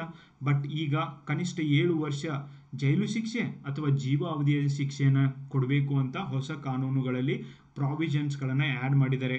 ಇನ್ನು ಮಕ್ಕಳ ವಿರುದ್ಧದ ಅಪರಾಧಗಳಿಗೆ ಇಲ್ಲಿವರೆಗೂ ಇರಲೇ ಇಲ್ಲ ಫ್ರೆಂಡ್ಸ್. ಚೈಲ್ಡ್ ರೇಪ್ ಕೇಸ್ಗಳಲ್ಲಿ ಏನು ಮಾಡಬೇಕು ಅಂತ, so it was very very tough. 10 ವರ್ಷ ಜೈಲು ಶಿಕ್ಷೆ, ದಂಡ ಅಥವಾ ಸೊ ಇದಕ್ಕಿಂತಲೂ ಹೆಚ್ಚಿಗೆನೂ ಕೂಡ ಮರಣ ದಂಡನೆಯನ್ನು ಕೂಡ ವಿಧಿಸಬಹುದು. ಸೊ ಚಿಕ್ಕ ಮಕ್ಕಳ ಮೇಲೆ ರೇಪ್ ಕೇಸ್ಗೆ ಅಂತ ಕೂಡ ಹೇಳಲಾಗಿದೆ ಫ್ರೆಂಡ್ಸ್. ಇನ್ನು ಟ್ರಾಫಿಕ್ ಪೊಲೀಸರ ಒಂದು ವಿಷಯಕ್ಕೆ ಬಂದಾಗ ಇವತ್ತಿನ ದಿನದವರೆಗೂ ಏನು ಮಾಡ್ತಿದ್ರು ಅಂದರೆ, ಬಹಳಷ್ಟು ಪೊಲೀಸ್ ಕಮಿಷನರ್ಸ್ಗಳೇ ಇದನ್ನು ಹೇಳಿದ್ದಾರೆ ಫ್ರೆಂಡ್ಸ್. ಪೊಲೀಸ್ ಕಾನ್ಸ್ಟೇಬಲ್ಗಳು ಈ ವೆಹಿಕಲ್ಸ್ಗಳನ್ನು ಹಿಡಿಬಾರ್ದು. Okay, ASI assistant sub inspector ರ್ಯಾಂಕ್ನ ಒಬ್ಬ ಅಧಿಕಾರಿ ಅಲ್ಲಿ ಇರಲೇಬೇಕು. ಅವ್ರು ಮಾತ್ರ ಈ ಒಂದು ದಂಡವನ್ನು ಹಾಕುವಂಥ ಅಧಿಕಾರ ಇದೆ ಅಂತ ಎಷ್ಟೇ ಯಾರು ಬೇಕಾದವರು ಹೇಳಿದ್ರು ಕೂಡ ಇನ್ನೂವರೆಗೆ ಆದರೂ ಪೊಲೀಸ್ ಕಾನ್ಸ್ಟೇಬಲ್ಗಳೇ ಈ ಒಂದು ದಂಡವನ್ನು ವಸೂಲಿ ಮಾಡ್ತಾರೆ. ಆಮೇಲೆ ಆ ದಂಡವನ್ನು ವಸೂಲಿ ಮಾಡಬೇಕಾದ್ರೆ ನಿಮ್ಮ ಬೈಕ್ ಚಾವಿಗಳನ್ನು ತೆಗೆದುಕೊಳ್ತಾರೆ. ಬಟ್ ಹೊಸ ಕಾನೂನಿನ ಪ್ರಕಾರ ಯಾರೂ ಕೂಡ ಒಂದೇದು ಟ್ರಾಫಿಕ್ ಪೊಲೀಸ್ಗೆ ಹೊಡೆಯೋದು ಬಡಿಯೋದು ಒಂದು ಅಧಿಕಾರ ಇಲ್ಲ. ಅದರ ಜೊತೆಗೆ ನಿಮ್ಮ ಚಾವಿಯನ್ನು ಕಸಿದುಕೊಳ್ಳುವಂಥ ಅಧಿಕಾರ ಕೂಡ ಅವರಿಗೆ ಇರೋದಿಲ್ಲ. ಸೊ ಭಾಳ ಅಂದರೆ ಏನು ಮಾಡ್ಬೋದು ಅವರಂದರೆ, ನಿಮ್ಮ ಒಂದು ವೆಹಿಕಲ್ ನಂಬರ್ನ ಚಿತ್ರೀಕರಣ ಮಾಡ್ಬೋದು, ಮೊಬೈಲ್ನಲ್ಲಿ ಒಂದು ಫೋಟೋನ ತೆಗಿಬಹುದು. ಸೊ ತೆಗೆದ್ಬಿಟ್ಟು ನಿಮ್ಮ ವಾಹನವನ್ನು ನಿಮಗೆ ವಾಪಸ್ ಕೊಡಬೇಕು ಅಂತ ಕೂಡ ರೂಲ್ಸ್ ಇದೆ ಫ್ರೆಂಡ್ಸ್. ನೋಡಿ, ಇವತ್ತು ನಾನು ಹೇಳ್ತಾ ಇದ್ದೀನಿ ಏನು ರೂಲ್ಸ್ ಇದೆ ಅಂತ. ನೀವು ಕೂಡ ಎಷ್ಟು ಜನ ನಿಮ್ಮ ಹಕ್ಕುಗಳಿಗೆ ಫೈಟ್ ಮಾಡ್ತೀರಾ, ಈವನ್ ಎಷ್ಟು ಜನ ಇದು ಪೊಲೀಸರು ಇದನ್ನು ಫಾಲೋ ಮಾಡ್ತಾರೆ, you have to wait and see. So ಪ್ರತಿಯೊಬ್ಬರಿಗೂ ಗರಿಷ್ಠ 3 ವರ್ಷದ ಒಳಗೆ ನ್ಯಾಯವನ್ನು ಒದಗಿಸಬೇಕು ಅಂತ ಕೂಡ ಈ ಒಂದು ಪ್ರಾವಿಷನ್ನ ಹಾಕಲಾಗಿದೆ ಫ್ರೆಂಡ್ಸ್. ಇನ್ನು ಭಾರತೀಯ ನ್ಯಾಯ ಸಂಹಿತೆಯಲ್ಲಿ ಮೊದಲ ಬಾರಿಗೆ ಭಯೋತ್ಪಾದನೆಯ ಪದವನ್ನು ವ್ಯಾಖ್ಯಾನಿಸಲಾಗಿದೆ. ಇಲ್ಲಿವರೆಗೂ ಭಯೋತ್ಪಾದನೆ ಅಂದರೆ ಏನು ಅಂತ ವ್ಯಾಖ್ಯಾನಿಸಿರಲಿಲ್ಲ ಫ್ರೆಂಡ್ಸ್. ಇನ್ನು ದೇಶದ್ರೋಹವನ್ನು ಅಪರಾಧವೆಂದು ರದ್ದುಗೊಳಿಸಿದೆ. ಇಲ್ಲಿವರೆಗೂ ಸಿಡಿಷನ್ ಅನ್ನೋದು ಒಂದು ಅಪರಾಧ ಅಂತ ಹೇಳಲಾಗಿತ್ತು ಫ್ರೆಂಡ್ಸ್. ಆದರೆ ಇದರ ಬದಲಾಗಿ ಏನು ಬದಲಾವಣೆ ಮಾಡಿದರೆ, ರಾಜ್ಯದ ವಿರುದ್ಧದ ಅಪರಾಧಗಳು ಅಂದರೆ ದೇಶದ ವಿರುದ್ಧದ ಅಪರಾಧಗಳು, ನಮ್ಮ ಸಾರ್ವಭೌಮಕ್ಕೆ ನೀವೇನಾದರೂ ಧಕ್ಕೆ ಮಾಡಿದರೆ, ದೇಶ ವಿರುದ್ಧ ಚಟುವಟಿಕೆಗಳನ್ನು ಮಾಡಿದರೆ ನಿಮ್ಮನ್ನು ಅರೆಸ್ಟ್ ಮಾಡ್ಬೋದು. ಬಟ್ ಸಿಡಿಷನ್ ಕೇಸ್ ಅಂದರೆ ದೇಶದ್ರೋಹದ ಒಂದು ಪ್ರಕರಣವನ್ನು ಹಾಕಂಗಿಲ್ಲ. ಓಕೆ, ಸೊ ಹೊಸ ವಿಭಾಗಗಳನ್ನು ಕೂಡ ಪರಿಚಯಿಸಲಾಗಿದೆ. ಭಾರತೀಯ ನ್ಯಾಯ ಸಂಹಿತ ಪ್ರತ್ಯೇಕ ಕೃತ್ಯ, ಶಸ್ತ್ರಾಸ್ತ್ರ ದಂಗೆ, ವಿಧ್ವಂಸಕ ಚಟುವಟಿಕೆ, ಪ್ರತ್ಯೇಕವಾದಿಗಳ ಚಟುವಟಿಕೆ, ಹೀಗೆ ದೇಶ ವಿರೋಧದ ಕಾನೂನಿನ ಬದಲಾಗಿ ಇವುಗಳನ್ನು ಆ್ಯಡ್ ಮಾಡಲಾಗಿದೆ ಫ್ರೆಂಡ್ಸ್. ಓಕೆ, ಸೊ ಇನ್ನು ವೈವಾಹಿಕ ಅತ್ಯಾಚಾರ, ಮಹಿಳೆಯರ ಮೇಲಿನ ಲೈಂಗಿಕ ದೌರ್ಜನ್ಯ ತಡೆಯಲು ಭಾರತದಲ್ಲಿ ಕಠಿಣ ಕಾನೂನುಗಳನ್ನು ಹೊಂದಿದ್ದರೂ ಇದನ್ನು ಅಪರಾಧವೆಂದು ಪರಿಗಣಿಸಲಾಗಿಲ್ಲ. ಇದು ವೆರಿ ಇಂಪಾರ್ಟೆಂಟ್ ಗೈಸ್. ಇದನ್ನು ಪರಿಗಣಿಸಬೇಕು ಅಂತ ಕೂಡ ಹೇಳ್ತಿದ್ದಾರೆ. ನಾನು ನನ್ನ ಇನ್ನೊಂದು ಯೂಟ್ಯೂಬ್ ಚಾನಲ್ ಇದೆ, ಈರಣ್ಣ ಕನ್ನಮಡಿ ಅಂತ ಹೇಳ್ಬಿಟ್ಟು ನೀವು ಯೂಟ್ಯೂಬಲ್ಲಿ ಸರ್ಚ್ ಮಾಡಿದರೆ ಸೊ ಅದರ ಒಂದು ಇದು ಸಿಗುತ್ತೆ ನಿಮಗೆ. ನಾನು ಇದರ ಕೆಳಗಡೆ ಲಿಂಕ್ ಕೂಡ ಹಾಕಿರ್ತೀನಿ ಫ್ರೆಂಡ್ಸ್. ಅದರೊಳಗೆ ಈ ಮ್ಯಾರಿಟಲ್ ರೇಪ್ ಅಥವಾ ವೈವಾಹಿಕ ಅತ್ಯಾಚಾರವನ್ನು ಕುರಿತು ಒಂದು ವಿಡಿಯೋನ ಮಾಡಿದ್ದೀನಿ, ನೀವು ಅಲ್ಲಿ ನೋಡ್ಬೋದು. ಸೊ ಅಲ್ಲಿಂದ ನಿಮಗೆ ಡೆಫಿನೆಟ್ಲಿ ನಾಲೆಜ್ ಸಿಗುತ್ತೆ. ಈ ಒಂದು ವಿಡಿಯೋಗಳನ್ನ ನೋಡಿ ಫ್ರೆಂಡ್ಸ್, ನಾನು ಅವೇರ್ನೆಸ್ ಕ್ರಿಯೇಟ್ ಮಾಡುವ ಉದ್ದೇಶದಿಂದನೇ ಮಾಡಿದ್ದನ್ನು ನೀವು ನೋಡ್ಬೋದು. ಓಕೆ, ಇನ್ನು ಫಾರೆನ್ಸಿಕ್ ಪುರಾವೆಗಳನ್ನು ಸಂಗ್ರಹಣೆ ಮತ್ತು ವಿಶ್ಲೇಷಣೆ, ನ್ಯಾಯಾಲಯಗಳಲ್ಲಿ ಅವುಗಳನ್ನು ಒದಗಿಸಲೇಬೇಕು ಫ್ರೆಂಡ್ಸ್. ಯಾಕಂದರೆ ನೋಡಿ, ಇವತ್ತು ಫಾರೆನ್ಸಿಕ್ ಈ ಒಂದು ರಿಪೋರ್ಟ್ಗಳು ತುಂಬಾ ಇಂಪಾರ್ಟೆಂಟ್ ಆಗ್ತವೆ, ಮೆಡಿಕಲ್ ರಿಪೋರ್ಟ್ಗಳು ತುಂಬಾ ಇಂಪಾರ್ಟೆಂಟ್ ಆಗ್ತವೆ. ರೀಸೆಂಟ್ಲಿ ಏನಾಗಿದೆ, ರಾಜಸ್ಥಾನದ ಒಂದು ಹೈಕೋರ್ಟ್ನಲ್ಲಿ ಒಂದು ಇನ್ಸಿಡೆಂಟ್ ಆಗಿದೆ ಫ್ರೆಂಡ್ಸ್.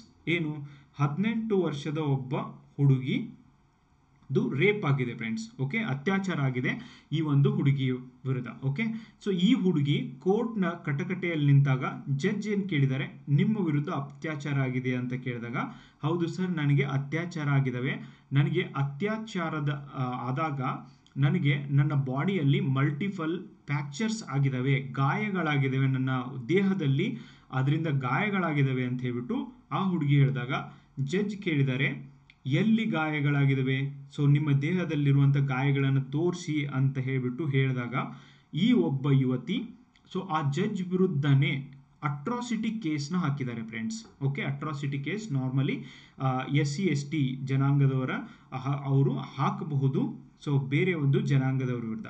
ಸೊ ಅಂಥ ಒಂದು ಕೇಸನ್ನು, ಅಟ್ರಾಸಿಟಿ ಕೇಸ್ನ ಆ ಜಡ್ಜ್ ಮೇಲೆ ಹಾಕಿದ್ದಾರೆ. ಯಾಕೆಂದರೆ ಈ ಒಂದು ಹುಡುಗಿ ಏನಿದ್ರು ಅವರು ಶೆಡ್ಯೂಲ್ಡ್ ಕ್ಯಾಸ್ಟ್ಗೆ ಬಿಲಾಂಗಿಂಗ್ ಆದವರಿದ್ದರು. ಸೊ ಹೀಗಾಗಿ ಕೇಸ್ ಹಾಕಿದಾಗ ನೋಡಿ ಫ್ರೆಂಡ್ಸ್, ನೀವು ಕೂಡ ಯಾರು ಕಾಂಪಿಟೇಟಿವ್ ಎಕ್ಸಾಮ್ ಓದ್ತಿರೋ ಇದರಲ್ಲಿ ಯಾರು ತಪ್ಪಿದೆ ನೀವೇ ಹೇಳಿ.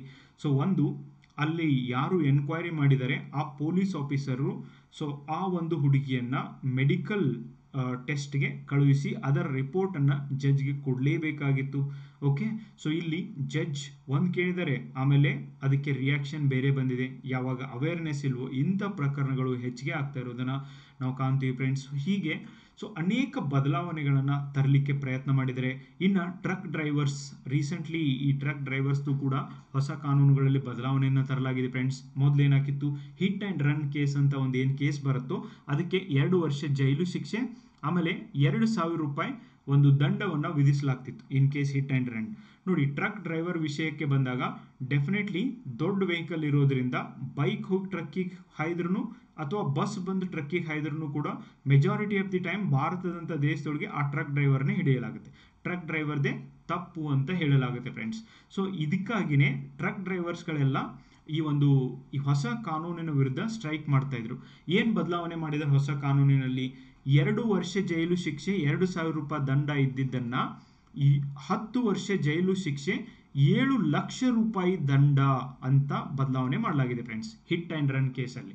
ಸೊ ಇಲ್ಲಿ ಈ ಟ್ರಕ್ ಡ್ರೈವರ್ ಪ್ರಶ್ನೆ ಏನು ಅಂದರೆ, ಒಂದನೇದು ನಮ್ಮ ತಪ್ಪಿಲ್ಲರೆ ಭಾಳ ಸರ್ತಿ ನಮ್ಮನ್ನು ಹಿಡಿಯಲಾಗುತ್ತೆ, ಸೊ ಅದು ತಪ್ಪು. ಹಾಗಾಗಿ ಅಷ್ಟೇ ಅಲ್ಲ, ನಮ್ಮ ಹತ್ರ 7 ಲಕ್ಷ ರೂಪಾಯಿ ಇದ್ದು ಅಂದರೆ ನಾವ್ಯಾಕೆ ಟ್ರಕ್ ಡ್ರೈವರ್ಗಳು ಆಗ್ತೀವಿ ಅನ್ನೋದು ಕೂಡ ಕೆಲವೊಬ್ಬರ ಪ್ರಶ್ನೆ ಆಗಿದೆ ಫ್ರೆಂಡ್ಸ್. ಹೀಗಾಗಿ ದೇಶಾದ್ಯಂತ ಇದರ ವಿರುದ್ಧ ದೊಡ್ಡ ಒಂದು ಕ್ಯಾಂಪೇನ್ ನಡೀತು. ಸೊ ಅದರ ಪ್ರಕಾರ ಇವನ್ ಈ ಕಾನೂನನ್ನು ಜಾರಿಗೆ ತರಂಗಿಲ್ಲ ಅಂತ ಕೂಡ ಮಿನಿಸ್ಟ್ರಿ ಆಫ್ ಹೋಮ್ ಅಫೇರ್ಸ್ ಕೂಡ ಹೇಳಿದೆ ಫ್ರೆಂಡ್ಸ್. ಓಕೆ, ಸೊ ಈ ಥರ ಒಂದು ಕಾನೂನುಗಳಲ್ಲಿ ಬದಲಾವಣೆಯನ್ನು ಮಾಡಲಾಗಿದೆ. ಆ್ಯಸ್ ಐ ಟೋಲ್ಡ್, ಇದರ ಮೇಲೆ ನಾನು ಹೆಚ್ಚು ಹೆಚ್ಚು ವಿಡಿಯೋಗಳನ್ನ ಮಾಡ್ತೀನಿ ಅವೇರ್ನೆಸ್ಗೋಸ್ಕರ ಫ್ರೆಂಡ್ಸ್. ನನಗೆ ಅವೇರ್ನೆಸ್ ಮೂಡಿಸೋದು ಅಂದರೆ ಡೆಫಿನೆಟ್ಲಿ ತುಂಬ ಇಷ್ಟವಾದಂಥ ಕೆಲಸ. ಸೊ ಹಾಗಾಗಿ ಇಲ್ಲಿ ನಿಮ್ಮ ಪ್ರಬಂಧಕ್ಕೆ ಎಷ್ಟು ಬೇಕೋ ಅಷ್ಟನ್ನು ಹೇಳಿದ್ದೀನಿ. ಇನ್ನು ಹೊಸ ಕಾನೂನುಗಳಲ್ಲಿ ಸೇರ್ಪಡೆ ಮಾಡಿದ್ದನ್ನು ನೋಡಬೇಕಂದ್ರೆ ದಂಡನಾತ್ಮಕ ಮತ್ತು ಸುಧಾರಣಾ ನ್ಯಾಯಕ್ಕೆ ಹೆಚ್ಚು ಒತ್ತುಗಳನ್ನು ನೀಡಲಾಗಿದೆ ಫ್ರೆಂಡ್ಸ್. ಹೊಸ ಕಾನೂನುಗಳು ಜೈಲು ಶಿಕ್ಷೆಯ ಬದಲಾಗಿ ಸಮುದಾಯ ಸೇವೆಗಳನ್ನು ಒದಗಿಸಲು ಮತ್ತು ಈ ಸುಧಾರಣಾ ನ್ಯಾಯ ವ್ಯವಸ್ಥೆ ಸಾಗಲು ಪ್ರಯತ್ನಿಸುತ್ತವೆ. ಅದರ ಜೊತೆಗೆ ವಿಶೇಷ ಕಾನೂನುಗಳನ್ನು ಉಳಿಸಿಕೊಳ್ಳಲಾಗಿದೆ. ಮೊದಲಿನ ಕಾನೂನುಗಳಲ್ಲಿ ಏನು ವಿಶೇಷ ಕಾನೂನುಗಳಿದ್ದಿಲ್ಲ, ಸೊ ಅವುಗಳನ್ನ ಮುಂದುವರಿಸಲಾಗಿದೆ. ಇನ್ನು ಶಿಕ್ಷೆ ಕಡಿತಕ್ಕೂ ಕೂಡ ಗರಿಷ್ಠ ಮಿತಿಯನ್ನು ಹೇರಲಾಗಿದೆ.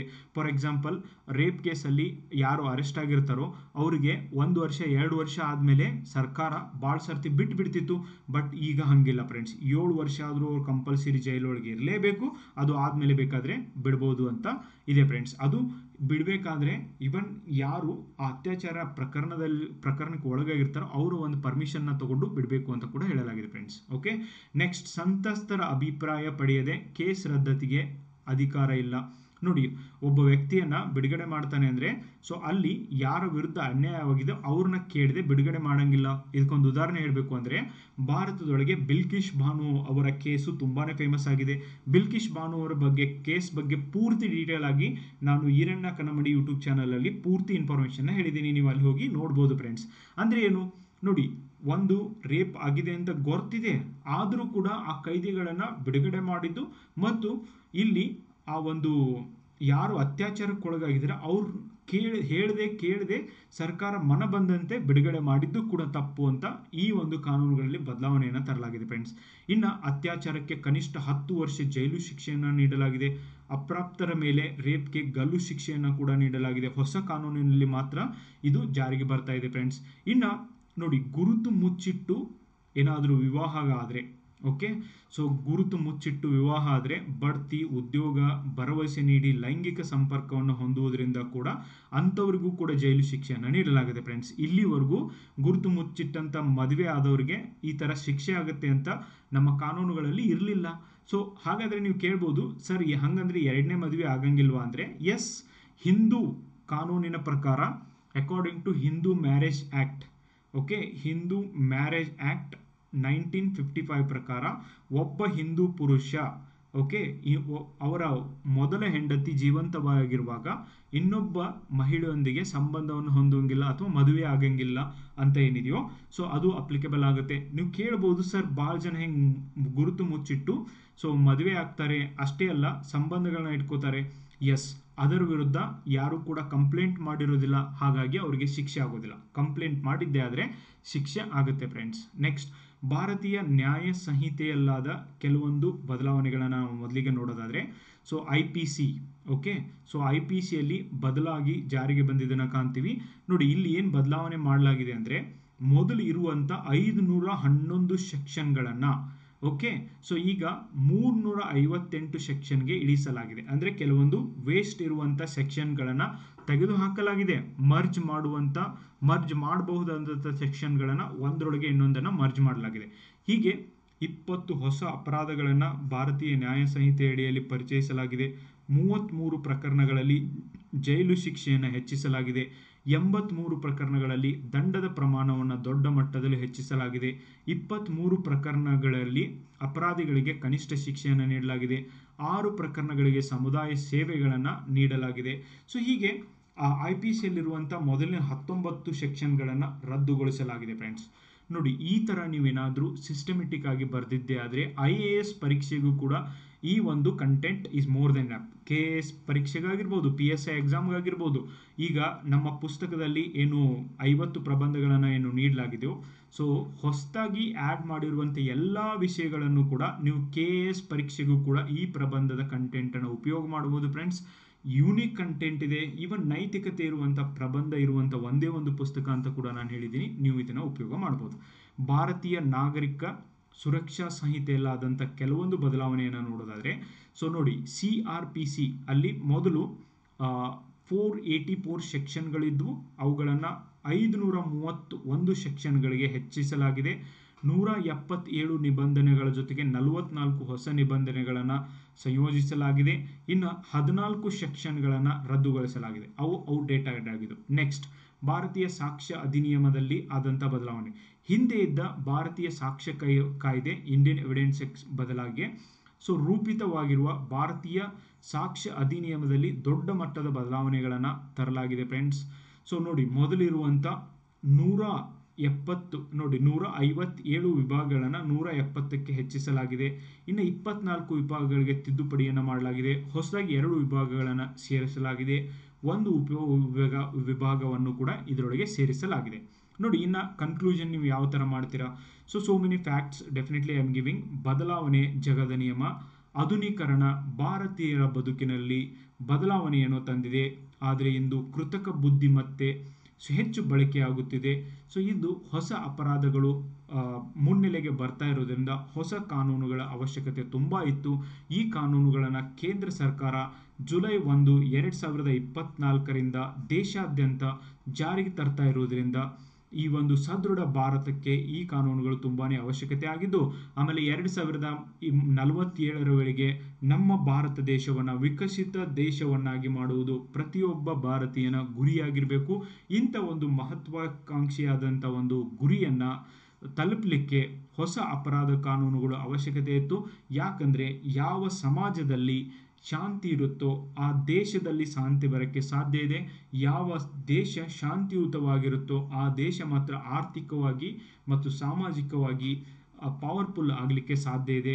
ಭಾರತದ ಆಡಳಿತದಲ್ಲಿ, ಅದರಲ್ಲೂ ಪೊಲೀಸ್ ಮತ್ತು ನ್ಯಾಯಾಂಗ ವ್ಯವಸ್ಥೆಯಲ್ಲಿ ಸುಧಾರಣೆ ತರುವಂಥ ಅವಶ್ಯಕತೆ ಇತ್ತು. ಭಾರತಕ್ಕೆ ಸ್ವತಂತ್ರ ಬಂದು 75 ವರ್ಷಗಳಾದರೂ ಕೂಡ ಇನ್ನೂವರೆಗೆ ಆದರೂ ಬ್ರಿಟಿಷರು ರಚಿಸಿದ ಕಾನೂನುಗಳನ್ನು ನಾವು ಬಳಸ್ತಿದ್ವಿ. ಸೊ ಬ್ರಿಟಿಷರ ಮನಸ್ಥಿತಿಯಿಂದ ಹೊರಬರಲು ಈ ಕಾನೂನುಗಳು ತುಂಬ ಸಹಕಾರಿ ಅಂಥೇಳಿ ಫುಲ್ ಸ್ಟಾಪ್ನ ಇಟ್ಟರೆ that's more than in a friends. ಈ ಥರ ಒಂದು ಪ್ರಬಂಧವನ್ನು ನೀವು ಬರೀಬಹುದು. ಸೊ ಜಸ್ಟ್ ಇದನ್ನು ನೀವು ಸ್ಪೀಡಾಗಿ ಕೇಳಬೇಡ್ರಿ, ಸೊ ಸ್ಲೋ ಆಗಿ ಇಟ್ಟು ಈ ಒಂದು ಪ್ರಬಂಧ ಕ್ಲಾಸನ್ನು ಕೇಳಿ ಫ್ರೆಂಡ್ಸ್. 1 ಬಿಟ್ಟು 2 ಸರ್ತಿ ಕೇಳಿ. This is the way you have to write it.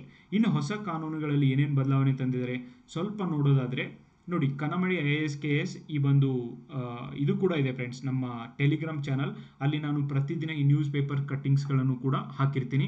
3 ಕಾನೂನುಗಳಲ್ಲಿ ಆದಂಥ ಕೆಲವೊಂದು ಬದಲಾವಣೆಗಳು ಇವತ್ತಿನ ಪ್ರಜಾವಾಣಿ ಪೇಪರ್ ಕಟ್ಟಿಂಗ್ನ ಕನ್ನಮಡಿ IAS and KS ಈ ಒಂದು ಟೆಲಿಗ್ರಾಮ್ ಚಾನಲಲ್ಲಿ ಇದಾವೆ ಫ್ರೆಂಡ್ಸ್. ನೋಡಿ, ಅಪರಾಧ ಪ್ರಕರಣಗಳಲ್ಲಿ ವಿಚಾರಣೆ ಪೂರ್ಣಗೊಂಡ 45 ದಿನಗಳ ಒಳಗಾಗಿ ತೀರ್ಪನ್ನು ಪ್ರಕಟಿಸಬೇಕು. ಈಗಂತೂ 10 ವರ್ಷ 20 ವರ್ಷ ಆಗ್ತಿದೆ, ಬಟ್ 45 ದಿನ ಒಳಗೆ ಇದನ್ನು ಪ್ರಕಟಿಸಬೇಕನ್ನೋದು ಒಂದು ಒಳ್ಳೆಯ ಬದಲಾವಣೆ ಆಗಿದೆ ಫ್ರೆಂಡ್ಸ್. ಮೊದಲು ವಿಚಾರಣೆ ನಡೆದ 60 ದಿನಗಳ ಒಳಗಾಗಿ ಆರೋಪ ಪಟ್ಟಿಯನ್ನು ಸಲ್ಲಿಸಬೇಕಾಗುತ್ತೆ.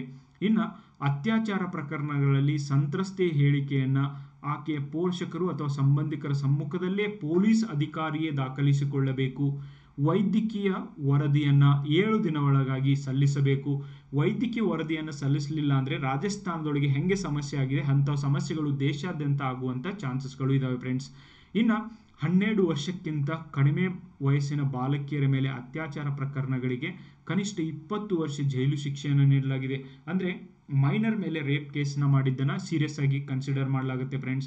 ಅಪರಾಧಗಳ ಬಗ್ಗೆ ಎಲೆಕ್ಟ್ರಾನಿಕ್ ಸಂವಹನದ ಮಾಧ್ಯಮದ ಬಳಸಿ ದೂರು ನೀಡಬಹುದು. ಅಂದರೆ ಈಗ ನೀವು ಪೊಲೀಸ್ ಸ್ಟೇಷನ್ಗೆ ಹೋಗಿ ಕಂಪ್ಲೇಂಟ್ ಕೊಡಬೇಕಂತ ಇಲ್ಲ, ನಿಮ್ಮ ಎಲೆಕ್ಟ್ರಾನಿಕ್ ಸಂವಹನ ಮಾಧ್ಯಮವನ್ನು ಉಪಯೋಗ ಮಾಡಿ ಈ FIRನು ಕೂಡ ಫೈಲ್ ಮಾಡಬಹುದು. 0 FIR ಪರಿಕಲ್ಪನೆಯನ್ನು ನೀಡಲಾಗಿದೆ.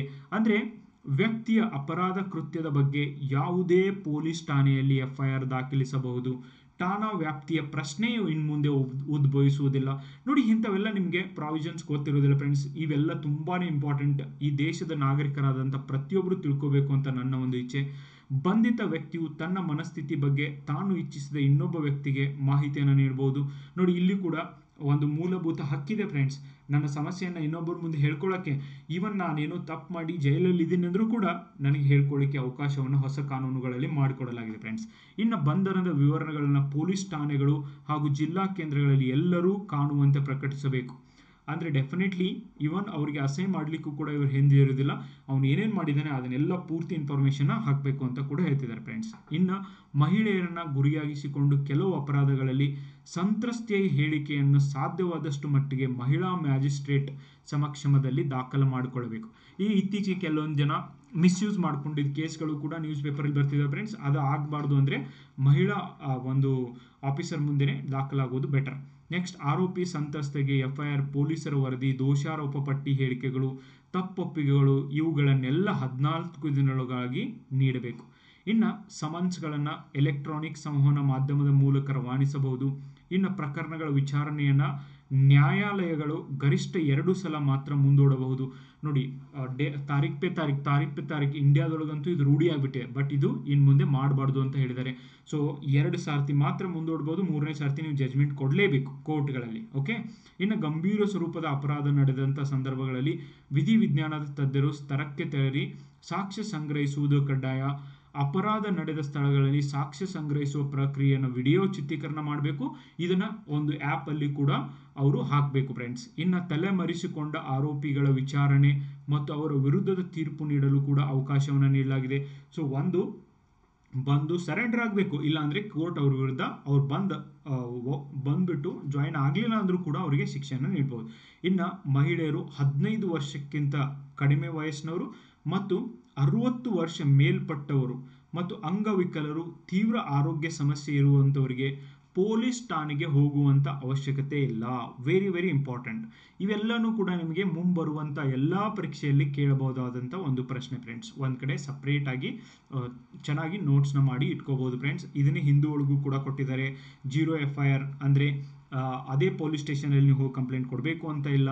Online registration is also allowed. Police ಕಂಪ್ಲೇಂಟ್ಸ್ನ ಮ್ಯಾಂಡೇಟರಿಯಾಗಿ ವಿಡಿಯೋಗ್ರಫಿ ಮಾಡಿ ನೀವು ಒಂದು ಅಪ್ಲೋಡ್ ಮಾಡಿದರೂ ಸಾಕು, ಅವ್ರ ಕೇಸ್ನ ತಗೋಬೇಕಾಗುತ್ತೆ.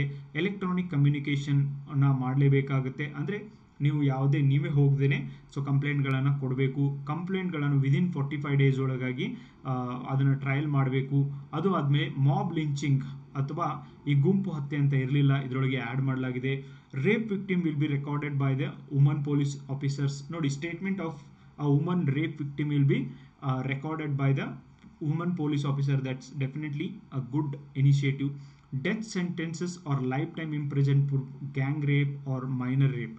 ನೋಡಿ, ಚಿಕ್ಕ ಹುಡುಗಿಯರ ಮೇಲೆ ಆಗ್ತಾ ಇರುವಂಥ ಅತ್ಯಾಚಾರ ಪ್ರಕರಣಗಳಲ್ಲಿ ಡೆತ್ ಸೆಂಟೆನ್ಸ್ ಅಂದರೆ ಗಲ್ಲು ಶಿಕ್ಷೆಯನ್ನು ನೀಡಬಹುದು. ಸಿಡಿಷನ್, ನಾನು ಆಲ್ರೆಡಿ ಹೇಳ್ದಂಗೆ ದೇಶ ವಿರೋಧ ಚಟುವಟಿಕೆ, ದೇಶ ದ್ರೋಹ ಅಂತ ಏನಿತ್ತು ಅದನ್ನು ತೆಗೆದು ಹಾಕಲಾಗಿದೆ friends. Secession or act against the country sovereignty, unity and integrity ಅನ್ನುವಂಥ ಪದಗಳನ್ನ ಆ್ಯಡ್ ಮಾಡಲಾಗಿದೆ ಫ್ರೆಂಡ್ಸ್. ಈ ಥರ ಕಾನೂನುಗಳ ಬದಲಾವಣೆಗೆ ಯಾವ ಥರ ಮಾಡಿದ್ದಾರೆ ಅಂತ ನೋಡಿ, ಎಷ್ಟೊಂದು ಬ್ಯೂಟಿಫುಲ್ ಆಗಿರುವಂಥ ಕಾನ್ಸೆಪ್ಟ್ ಇದೆ. ನಿಮಗೆ ಎಕ್ಸಾಮ್ಗೆ ಉಪಯೋಗ ಆಗುತ್ತೆ, ಅದಕ್ಕಿಂತಲೂ ಜಾಸ್ತಿ ನಿಮ್ಮ ಒಂದು ಬದುಕಿಗೆ, ಲೈಫ್ಗೆ ಉಪಯೋಗ ಆಗುತ್ತೆ friends. Always think that your life is more important than any exam. So ಅದೇ ಥರ ನೀವು ಒಂದು ಕಾಂಪಿಟೇಟಿವ್ ಎಕ್ಸಾಮ್ನ ಪ್ರಿಪೇರ್ ಮಾಡಬೇಕು ಅಂತ ನನ್ನ ಅನಿಸಿಕೆ. ಈ ವಿಡಿಯೋದ ಬಗ್ಗೆ ನಿಮ್ಮ ಅನಿಸಿಕೆ ಏನು ಅನ್ನೋದನ್ನು ಕಮೆಂಟ್ ಬಾಕ್ಸಲ್ಲಿ ತಿಳಿಸೋದನ್ನು ಮರಿಬೇಡಿ. ಐ ಹೋಪ್ ಈ ಒಂದು ಪ್ರಬಂಧ ಬರೀಲಿಕ್ಕೆ ನಿಮಗೆ ಇದು ಉಪಯೋಗ ಆಗುತ್ತೆ ಅಂತ. ಪುಸ್ತಕ ಆರ್ಡರ್ ಮಾಡೋದನ್ನು ಕೂಡ ಮರಿಬೇಡಿ ಫ್ರೆಂಡ್ಸ್. ಇನ್ನೊಮ್ಮೆ 7892086178. ಓಕೆ, ಇಂಥ ಪ್ರಬಂಧಗಳನ್ನು ನೀವು ಪುಸ್ತಕದಲ್ಲಿ ಕಾಣ್ಬೋದು. ಹಾಗಾಗಿ ಈ ಒಂದು ನಂಬರ್ಗೆ ನೀವು ವಾಟ್ಸಪ್ ಮೂಲಕ ನಿಮ್ಮ ಅಡ್ರೆಸ್ಸನ್ನು ಕಳಿಸಿದರೆ ಮನೆಗೆ ಕಳಿಸಿಕೊಡುವಂಥ ಒಂದು ವ್ಯವಸ್ಥೆ ಪೋಸ್ಟ್ ಮೂಲಕ ನಾವು ಕಳಿಸಿಕೊಡ್ತೀವಿ friends. Okay, thank you so much for watching the video. ಇನ್ನು ಸಮ್ಮಿಶ್ರ ಸರ್ಕಾರದ ಬಗ್ಗೆ ಕೂಡ ಒಂದು ವಿಡಿಯೋ ಮಾಡಬೇಕು ಅಂತ ನನಗಿದೆ. ಲೆಟ್ಸ್ ಸಿ ಇದ್ರ ಮೇಲೆ ನಿಮ್ಮ ರೆಸ್ಪಾನ್ಸ್ ಹೆಂಗಿರುತ್ತೆ. ನೀವು ಕಮೆಂಟ್ ಕೂಡ ಮಾಡಿ ತಿಳಿಸಿ ನಿಮಗೆ ವಿಡಿಯೋ ಇಷ್ಟ ಆದಲ್ಲಿ. ಮತ್ತೆ ಬೇರೆ ಬೇರೆ ಪ್ರಬಂಧಗಳನ್ನು ಕೂಡ ಡೆಫಿನೆಟ್ಲಿ ನಾನು ಮಾಡ್ತೀನಿ friends. Till then take care, ಬಾಯ್.